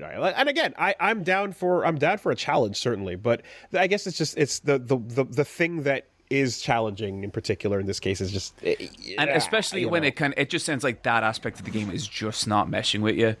Like, I get it. It's a requirement, you know. I like the idea of it, but I guess there is something to like. See, I love it. Like, I love that. I think the pressure, the fucking, it's like diffusing a bomb. Like, I really enjoy that. But if you're saying this is like just kind of a mental block from you, I could really understand how that's frustrating. I've managed to mitigate it by what I would do is, instead of relying on quickly going over to Psy, picking defense, picking healing A, and then picking the character that's about to die in 5 seconds, I have to do those steps while mashing through the prompts of what it's doing, and you know, I instead I put a healing item on my inventory, and I just put it in the first slot so that I can quickly go item, mash, right? And that kind of helped a bit. But reorganizing the inventory is a bit of a pain, because you have to like essentially keep giving yourself the item to slowly rotate the whole list until the healing one is back on top. Little of that. But that's kind of just it's one of those mechanical things, you know, and the game does want you to, like, it's a hard RPG. It's not an easy RPG, and it's not a medium RPG either. Like, it's throwing it at you, and I would say each boss has been significantly harder than the last of each chapter. One of the most difficult I find is the 3 statues. What are they called? I'm not sure. 3 like posing statues. They do like bodybuilder poses. Well, let me take you on my journey though, because essentially, I didn't beat it yet. Okay. I've been trying as hard as I can, and I've been hammering at it very much, just about almost every free moment I've had this month going through it. But I haven't hit that conclusion on it. The free time, like, you can imagine stuff's going on. I think if you like, I actually came into this being like, if there's any month Woolie's not going to be able to dedicate much time to this, like, I get it totally. I tried as best I could, and so far in each episode of this show, we've managed to go above and hit those goals. I'd say, you know, we've managed to be like, yeah, we got through it, have the conversation, and then some. In this case, I mean, even as like up to last night, I was going, and I could not get to that point. Yeah, and I would say, like, I don't want that for you either, because I want you to try. Like, whenever I recommend you anything, I do want you to be able to luxuriate in it a little bit. You know, I think for when the vibes are supposed to be like you chill. don't want to rush the vibes. So here's the thing: here's where I got to. Right, is I'm at chapter 7. Okay. And I think that's pretty far in. What's the last like story thing that happened? So right now I am going through Fire Mountain. Okay. And I've reached the boss of Fire Mountain, which is Neo Facade. Oh, that guy sucks. Okay, so John, I am stuck on Fire Mountain because Fire Mountain is a dungeon that you have to clear with no saves. You have to fight enemies that can one-shot you the whole way through, and then you have to use your remaining drained resources going into a fight against him unprepared. And there's one butterfly to the far side of it that you have to go through a couple of resource fights to get to. But by the time you get to him, even if you were to just book it, he's also by far the hardest thing in the game so far. And it's a dungeon that is kind of unreasonable. Mm-hmm. Okay. It unfortunately feels a bit unreasonable, like with what they're asking of you. And it, with luck on your side as well, you're kind of just hoping for a perfect run through either go grind until you are crushing everything in this area, and like that's going to take perhaps an hour or two of grinding, I think. Maybe, I don't know. Or try to play it as you are now, but like there's no way you're going to get to him in peak condition, and if you are, he's doing like it's crazy. It's like I don't know if you remember this area, but it's insane. I don't ever remember having to grind too hard for any particular thing, but you do sound like you're underleveled pretty bad. I mean, all I can say is like I fought everything in my way to every boss without avoiding, right? And every time it asked me to go to a side path, I fought everything in the way too. Like I fought everything naturally in my path. I never went looking for fights. And that's where I'm kind of at. And that was like, again, scraping past, sort of barely using all resources. But a couple of the items now are enemies now are based on that. Like you're going to get mortally wounded.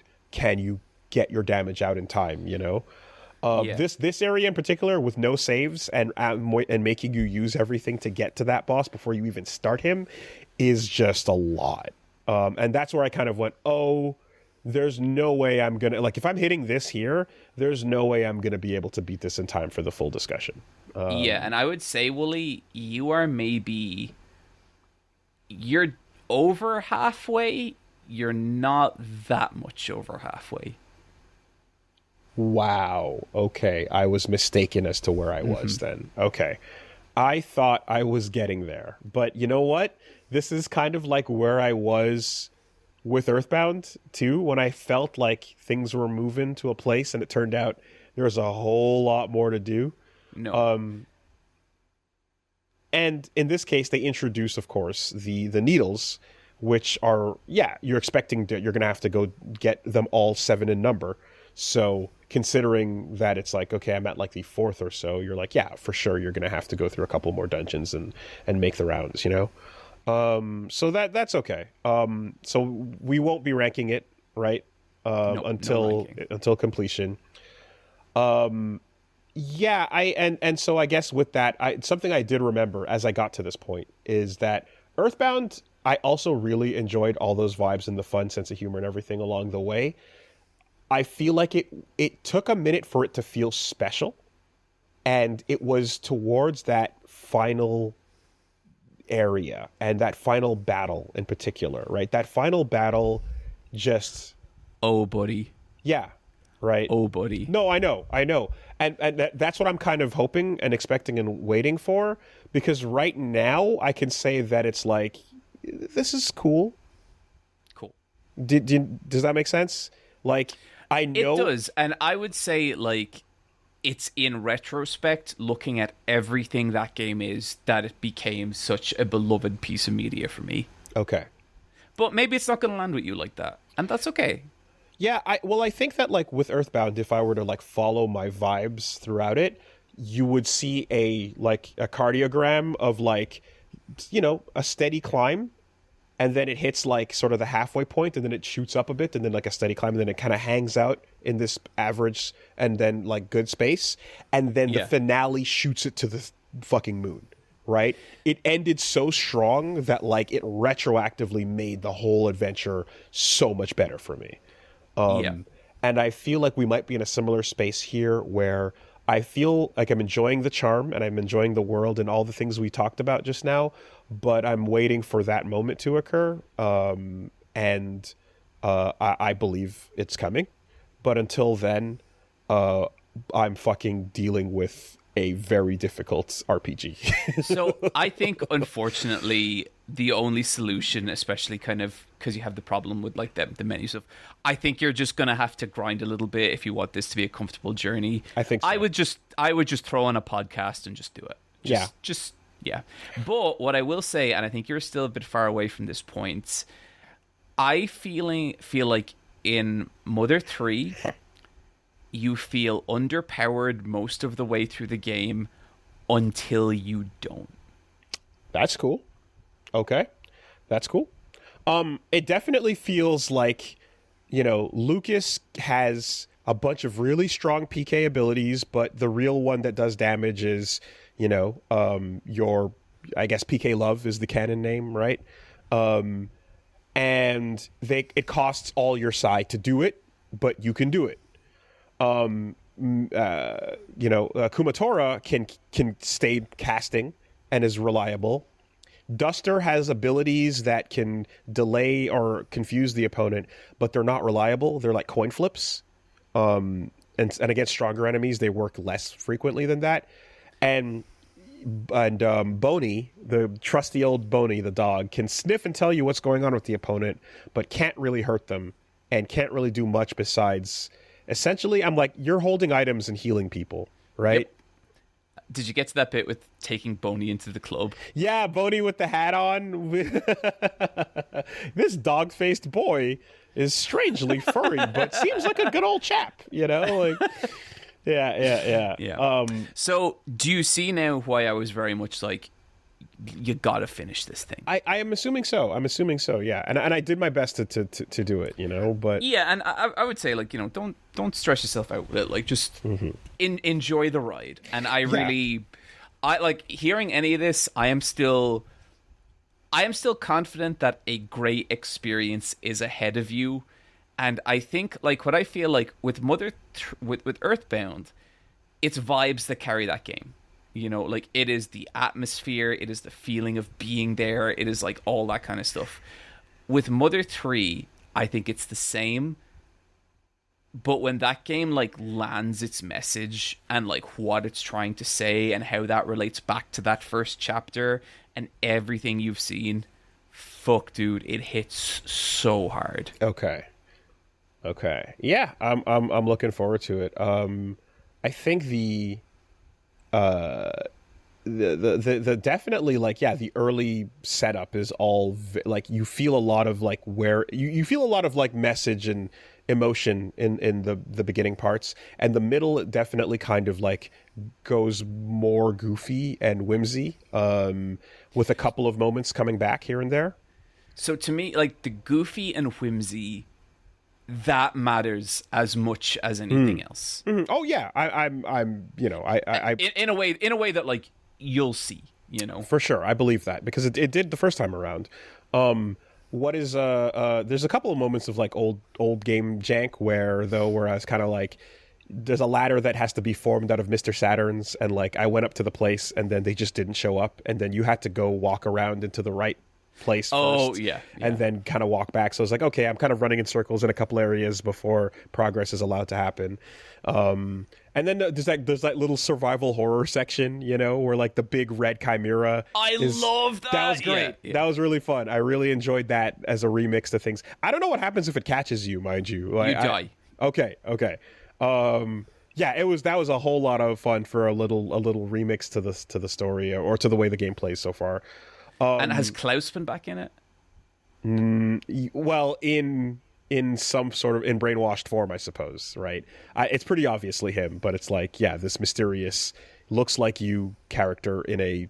Oh, yeah, like there's I don't think there's ever even a, like, that was CLAIR. Oh, I think that kind of, it's, yeah.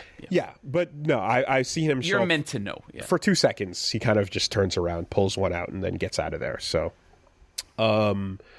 And I guess to that, there's the only other bit of what's happening as you go through this, and I kind of have to. We got to talk about it, right? The Magypsies are very weird, and I would say I like the Magypsies up until one particular bit. Yep, and that bit is like my black stain on Mother 3, and it's like, to me, like, I kind of just look at it as, I think this was a joke that was not good at the time and aged worse. Yeah, so the Magypsies are the, like the fairy kind of godmother characters that are essentially, presented as like, they're basically like men in drag, essentially, is the appearance. And yeah, huge like drag queen vibes off all of them. And I think that like there's certainly, if somebody wanted to go like, hey, they were playing it straight and keeping it like, and not really like addressing it that much, just kind of going for the characters are designed the way they are, that would be one thing. But then you do have that scene in it's the onsen scene, right? You go into the hot bath, and then like one of them starts creeping on Lucas. And it's a whole bit played out for like, oh, you're in the bath with the drag queen and they're being, aggressive towards you, and the scene is kind of cutting, and you're like, all right, So like, that's one of those things where I'm like, yeah, this is probably just like firmly, I don't know what year, 2001 or so, like it's just firmly dated. We were talking about things earlier, like GTO and stuff. That's one of those bits, right? Totally. But the characters are like significant parts of the plot, like they're humongous, like relevant, super important bits. I guess, like, I think so. What I wouldn't be saying is like, oh, I think the Magypsies are fine, or I think the Magypsies are bad. I don't think it's up to me to kind of say, anything about like whether these people, whether people should or shouldn't find these like dudes problematic. I guess like to me, I like that they're pretty much, if you take out that one scene, they're a predominantly good force in the story, and they're helping you out the entire way. And as well, I guess I did read an interview from Toy before where he was kind of like, hey, listen, I know a bunch of queer people. I wanted to put some queer people in my game. And this, I guess that's what that looks like through this predominantly very, like middle-aged Japanese man. Yeah. And so it's kind of like, hey, look, for the early 2000s, that's a hell of a try, minus that one scene. But again, like, that's my take on it, and I'm not really the one who gets to say whether these dudes are okay or not. But it's how I see it. Yeah, I think that, that scene, there's that scene, and a lot, there's a couple, like, moments of just kind of, like, they'll be like, hey, they're doing the, like, Marilyn Monroe kind of, like, chew the heart thing, and a lot of that's, like, I'm like, oh, I know this. I've seen anime. I've been around watching anime for decades now. It reminds me a bit of, like, in Persona, how, like, you have, like, there's these characters that you can meet out on the street that are just kind of like, hey, watch out, boy, we're gonna gobble you up. And they're kind of like stereotypical kind of like over the top exaggeration characters of like these gay guys that are gonna like hard gay style extreme stuff.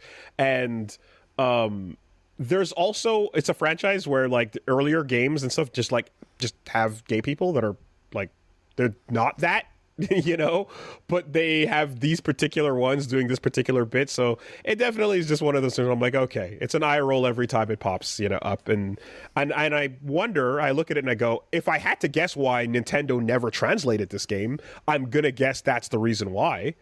That's one of them, in my opinion. Like, if Nintendo did a redo of this game or an official translation, there's no way that bit gets in unedited. No way.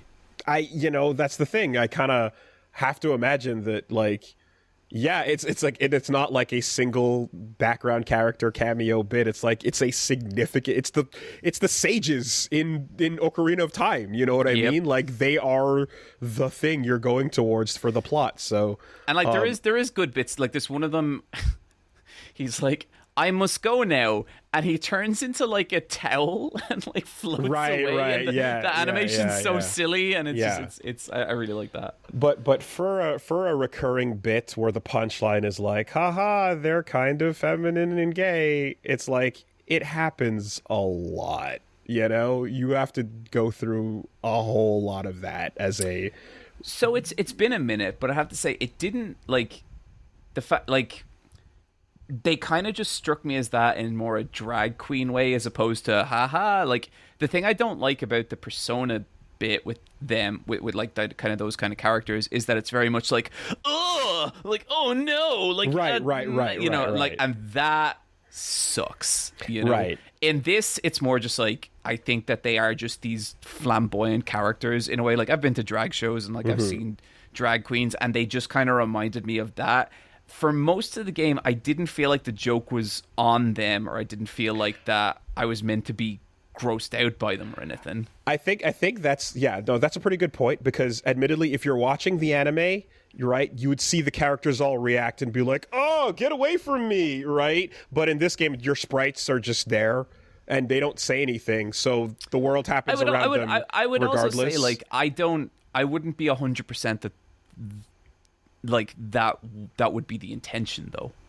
Well, no, but what I mean to say is, in other anime, when moments like that happen, there's that exaggerated like kind of moment, right? And you'll hear like the sounds of like the gong hitting to be like, this is a scary bad thing. Exactly. It's weird. Yeah. And in this case, the game is like you're just a sprite standing there, and then shit's happening. So there is no response or reaction. It's an RPG, and you can fill in the blanks with whatever you want or so. You know.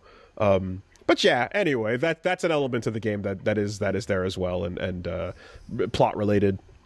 And then definitely goes like, yeah, Nintendo just said, you know what, we don't even want to have this conversation, and they don't even want the conversation that is like, we changed it to something else, you know. They just like, or we edited them to be a completely different character. They're just like, the closest Nintendo has ever come to addressing it is through a Robot Chicken skit where Reggie Fils-Aimé sets someone on fire for asking about money. Oh man, I mean, there's a printed guidebook that is like, I forgot the company, but that like makes it, but like this amazing, beautiful Mother 3. Like, I have it. It's in one of these boxes. Yeah.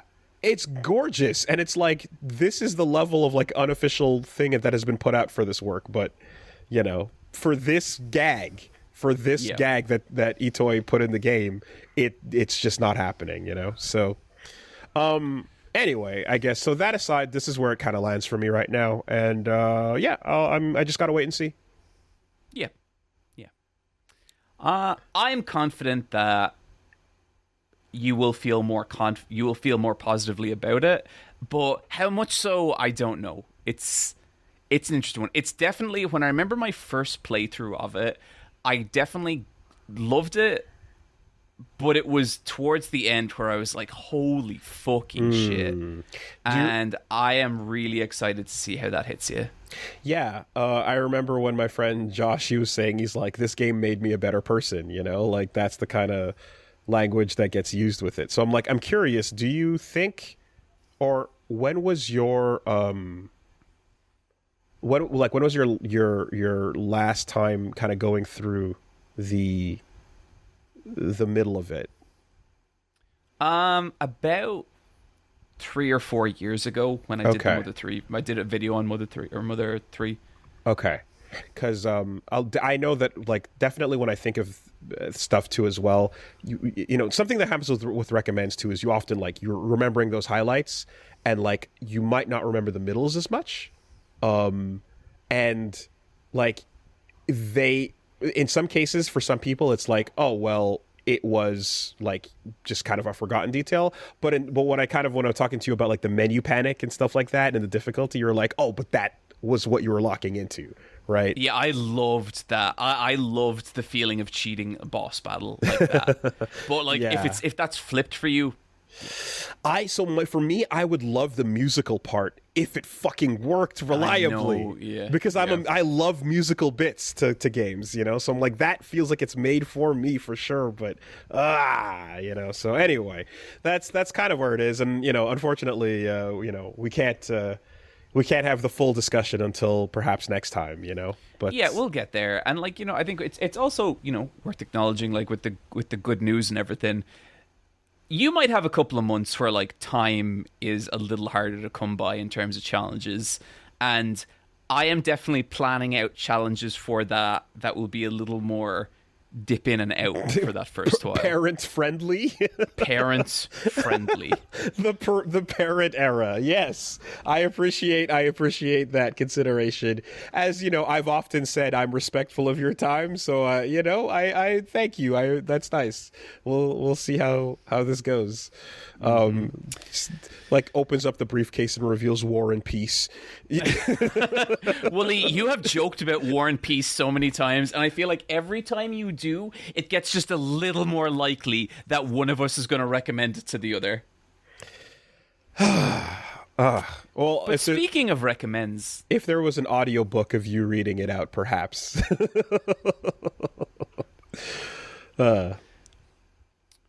Recommend or die.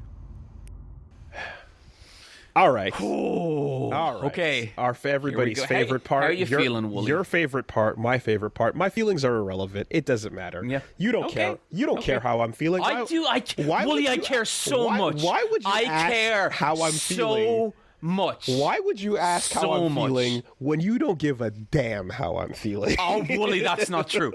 That I care more than you can possibly imagine. Woolie, I am so serious here.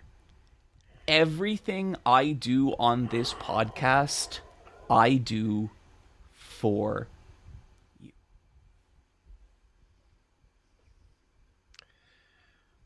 For a long time, I guess I'll go first. For a long time, I've sat on this one, and I've wondered about how to approach it. Because I knew I wanted to get here eventually, but I didn't know what or how to couch it, how to caveat it, how to contain it, how to, you know, there's a couple different ways to go about it. And I think I kind of learned a lesson from you, actually, in that, like, there's no reason sometimes to get complicated about things, you know? I'm somebody who might overthink and be like, maybe if we put this stipulation or that, right? And sometimes you just need to go, no, never mind all that, right? You're an adult. You can figure this out. You can do what you can with your time and come back here with a book report. I have wanted to discuss the show Reboot. How did I never see this coming? How did you never see this coming? Obviously, as someone who wore the PID on my hat for years, I am a humongous fan of the show Reboot. Reboot has a lot of cool things, and it has some goofy things, and it has some stuff that is jank as hell. And it's a trip. It's a ride. There's a lot going on. And I feel like it would be a fun discussion if you watched Reboot. There's 4 seasons of Reboot. I don't know what you can get through or how. And a big part of me, which was trying to figure out where to set things, I'm not going to set anything. I'm just going to say, your recommendation is to watch Reboot, and then we'll talk about Reboot. The more Reboot we're able to talk about, the better a discussion we'll have. Okay. Well, I know Reboot's a big deal to you, so here's what I'll do. I'll be real with you. The next month is going to be a little tight in terms of time, in terms of different projects and stuff. I will get to the end of Reboot. because that's actually something I've kind of wanted to do myself for a long time. It just might not be in the next month, but I'll make a healthy go of it for the next month, and we will discuss Reboot. Kind of like Mother 3. That's reasonable. Kind of like Mother 3. Sometimes you just got to let it ride a little bit. That's reasonable. We can talk as far as wherever you get to, because, once again... How long is Reboot? Reboot is 4 seasons. Each season is about 13 episodes. Okay... I can definitely try and get to the halfway mark at least. In fact, the 4th season is 2 movies. So it's really 3 seasons of 13 episodes and 2 movies for 2 hours each. Okay, at some point we're going to talk the end of Reboot, but I will report back for I'll try and get through the first 2 seasons. But yeah. Okay. And great recommendation, Woolie. I mean, it's formative. It has a lot of well, here's the thing, Woolie. It was formative for me, too. Like, I've seen Reboot. All of it? I don't think I've seen all of it, because but I've seen a lot of it. I know you've seen some Reboot, and I know we've talked about it, and I'm pretty sure I made a mental note that you've never seen all of Reboot. Oh, like, this isn't combo breaker territory. You're safe. You're good. Okay. There's nothing to be afraid of, Woolie. You're safe. You're okay. Okay. You seriously didn't see Reboot coming at some point? Dude, I must have thought it, right? That's fucking I must crazy. have thought it. That's know. crazy. Yeah. Like, look, Woolie, I have stuff going on. I collect Gunpla now. I do not have a lot of free thought, okay? I mean, you threw Berserk at me like 2 seconds into this sumbitch, and I'm like, yeah, predictable much? I'm just shocked you've never thrown a fighting game at me. Well, it'd have to be more interesting than just playing the fighting game. It would have to be like going somewhere and doing something, so... I guess so. I keep it weird. Yeah. But this time around, straight punch, it's fucking Reboot. Let's talk about it. Of course. Yep. Okay. How you feeling, Woolie? I got some ink healing, so my arm is a little bit tense right now. It's a little bit tight. Oh, yeah? Yep. It hurts me to hear you say that I don't care about how you feel. I care so much. In fact, the whole forgiveness era has been about your feelings, Woolie. Because I want you to feel free. I want you to feel forgiven. Did you say you feel forgiven, Woolie? Just get the fucking briefcase.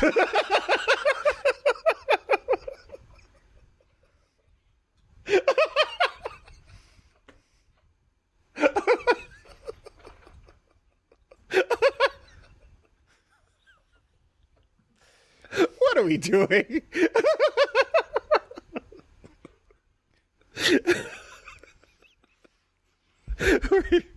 We're doing the theatrics that I introduced. Yep. Well, the most important thing about forgiveness, Woolie. Tell me, Pastor. Atonement.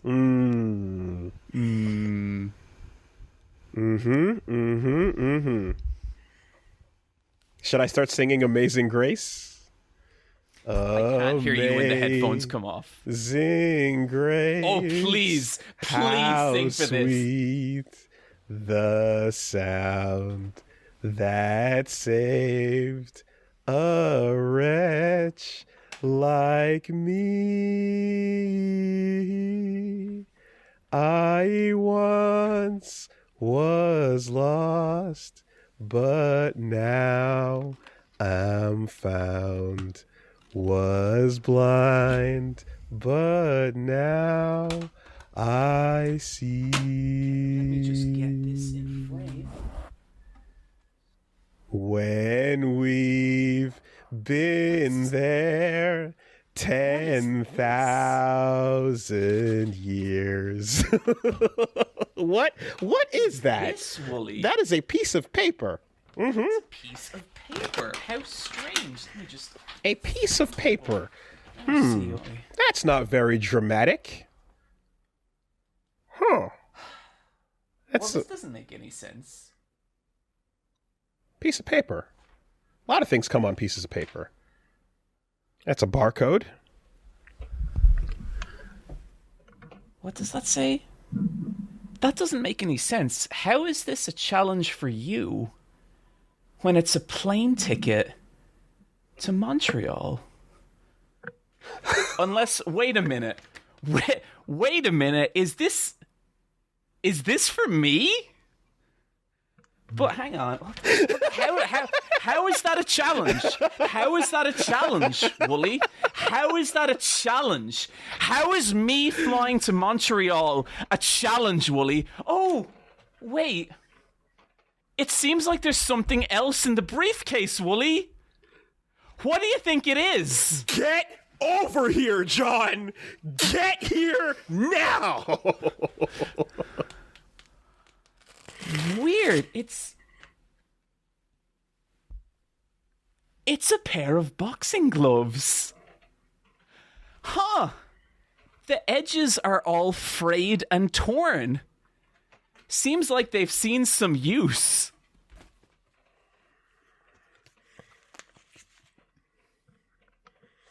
Interesting.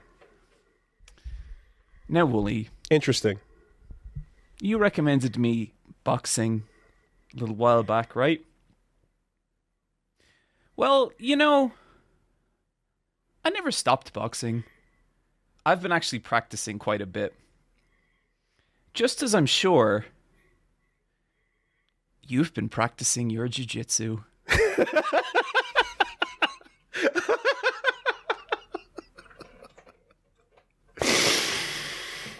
here it is, Woolie. I'm gonna fly to fucking Montreal and we're gonna fight.